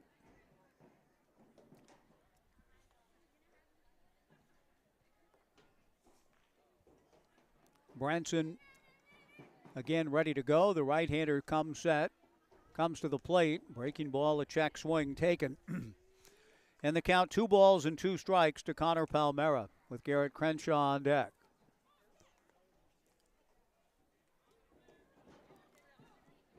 Kelowna came in leading the North Division, a showdown of division leaders when the series began. The 2-2 fastball from Branson swung on and missed, strike 3. Good pitch. One away in the top of the ninth. Garrett Crenshaw, who struck out twice and doubled to right, will be the hitter. 9 strikeouts for Knights pitchers combined. Miles Gaustola went 5 hits, 4 walks, but he had 4 strikeouts. Merritt Jones, 2 innings, no walks and 4 punch-outs. Max DeBeck worked an inning. Branson Keel now trying to finish the evening off on a strong note. His first pitch misses away to Garrett. Ball 1, 1-0. Garrett Crenshaw, left-handed hitter out of Sacramento State. Bo Kearns asking for time, and whether there's something that he's espied in Branson Keel's form, mechanics. Bo walks out to the hill with the umpire, Billy Yeager, and Bo wants to talk to Branson about, just how he's feeling, how he's doing. Are you good? Are you okay? Clearly a very important conversation to have. And I think Bo wanted to look Branson in the eye and hear from Branson himself. Are you okay? Are you laboring in any ways? Anything bothering you? And Bo heads back to the dugout. Oftentimes Brooke Knight will make that sort of trip, but the trust that this coaching staff has in each other, it's been together, this group, for several years now with Brooke and Bo and Ed and Coach Yoon, that in this case Brooke said, hey, go out and talk to him. And apparently Bo satisfied with what he heard from Branson Keel, leaving Branson out there for a 1-0 pitch coming to Garrett Crenshaw, and that's low for ball 2, 2-0. Austin Gutierrez on deck. 6-0 Knights, top of the 9th inning. Sam Flores held on at first. The 2-0 pitch is low for ball 3, 3-0. So Branson isn't quite, I understand why Bo would go out. Branson is a strike thrower, excellent pitcher, and it looks as though he's fighting himself just a little bit here in the 9th tonight. The 3-0 pitch way inside for ball 4. So with a 6-run lead, the usually just reliable Branson, who comes in, shuts the door, throws strikes, fills up the zone. Something isn't quite right with him, just at least in the terms of the results. Physically, let's hope he's fine. I think he assured Bo Kearns along those lines that he is. But Brooke Knight does have some activity going in the bullpen. It's 6-0. The Knights are in good shape with respect to the winning of the ball game. But 2 walks with a 6-run lead here in the 9th. Austin Gutierrez, the batter, 2 on and 1 out. Good breaking ball from Branson. That snapped off beautifully. Now Ansonero's out to the mound to talk to his battery mate. The guys are just enjoying playing at Goss Stadium at Coleman Field one last evening before heading to Walla Walla. So they're savoring hanging in the ballpark for quite a while tonight. That's one way to look at it. No balls and a strike. It has been a beautiful homestand and a real pleasure to be around these ball players finding their way and finding themselves getting hot at the right time, playing their best baseball. And the crowds have been excellent throughout the homestand, very appreciative of what the Knights are doing in their bid to try to win their 7th straight West Coast League championship. The strike 1 pitch to Gutierrez, down and away. 1 ball and 1 strike the count. 2 on, 1 out, top of the 9th, 6-0 Knights. There's a young girl with her slightly older brother. They have run back and forth through the metal grandstands here the last couple of innings, getting a lot of good work in. An empty row, and they're going back and forth, back and forth. It's a good sight. Breaking ball down, ball 2, 2-1 to Gutierrez. Branson to the plate, good breaking ball. Boy, that's a plus pitch for Branson. That slider, he's dropped it in twice in this sequence. Now he's hoping to finish off Gutierrez and bring the Knights a step closer to victory here on this Kind of cooling Thursday night. The 2-2 pitch, breaking ball, a line drive, speared. Great catch by Call. Beats Shamau at second for a game-ending double play. A great catch by Call, rising high to spear it, and then a backhand flip to Shamau with a little bit of style to end the ball game on a 6-4 double play, the Knights' fourth double play of the night. An exciting way to end a game that had kind of hit a little bit of a lull, quite frankly. A spectacular finish to it. The Knights turned 4 double play balls tonight. That was the best of all. Phoenix Call using his great athleticism to leap and grab it. A 6-4 double play ends it, and the Corvallis Knights wrap up sweeping the homestand. 7 consecutive wins on the stand. The Knights have won 9 in a row in league play, 10 in a row overall, and defeat the Kelowna Falcons in a shutout tonight, 6-0. We look forward to the next 3 games, which you will hear on 1240 Joe Radio, and you'll find it on the various live stream mechanisms. It'll be Walla Walla on Friday, Saturday, and Sunday, and we'll be back with you after a day off on Monday to see the Walla Walla Suites in town next week, Tuesday, Wednesday, and Thursday. But it'll be the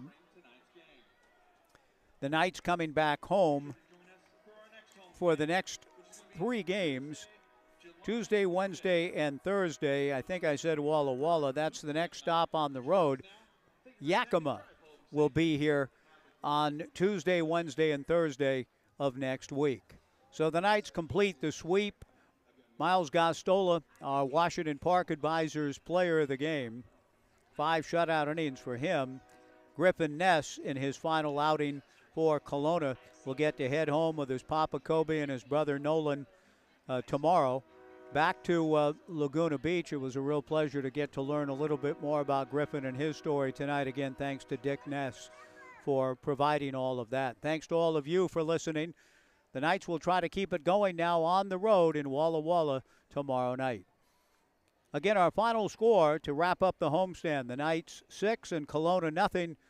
We'll talk to you again next Tuesday right back here on the Knights live stream and 1240 Joe Radio. So long.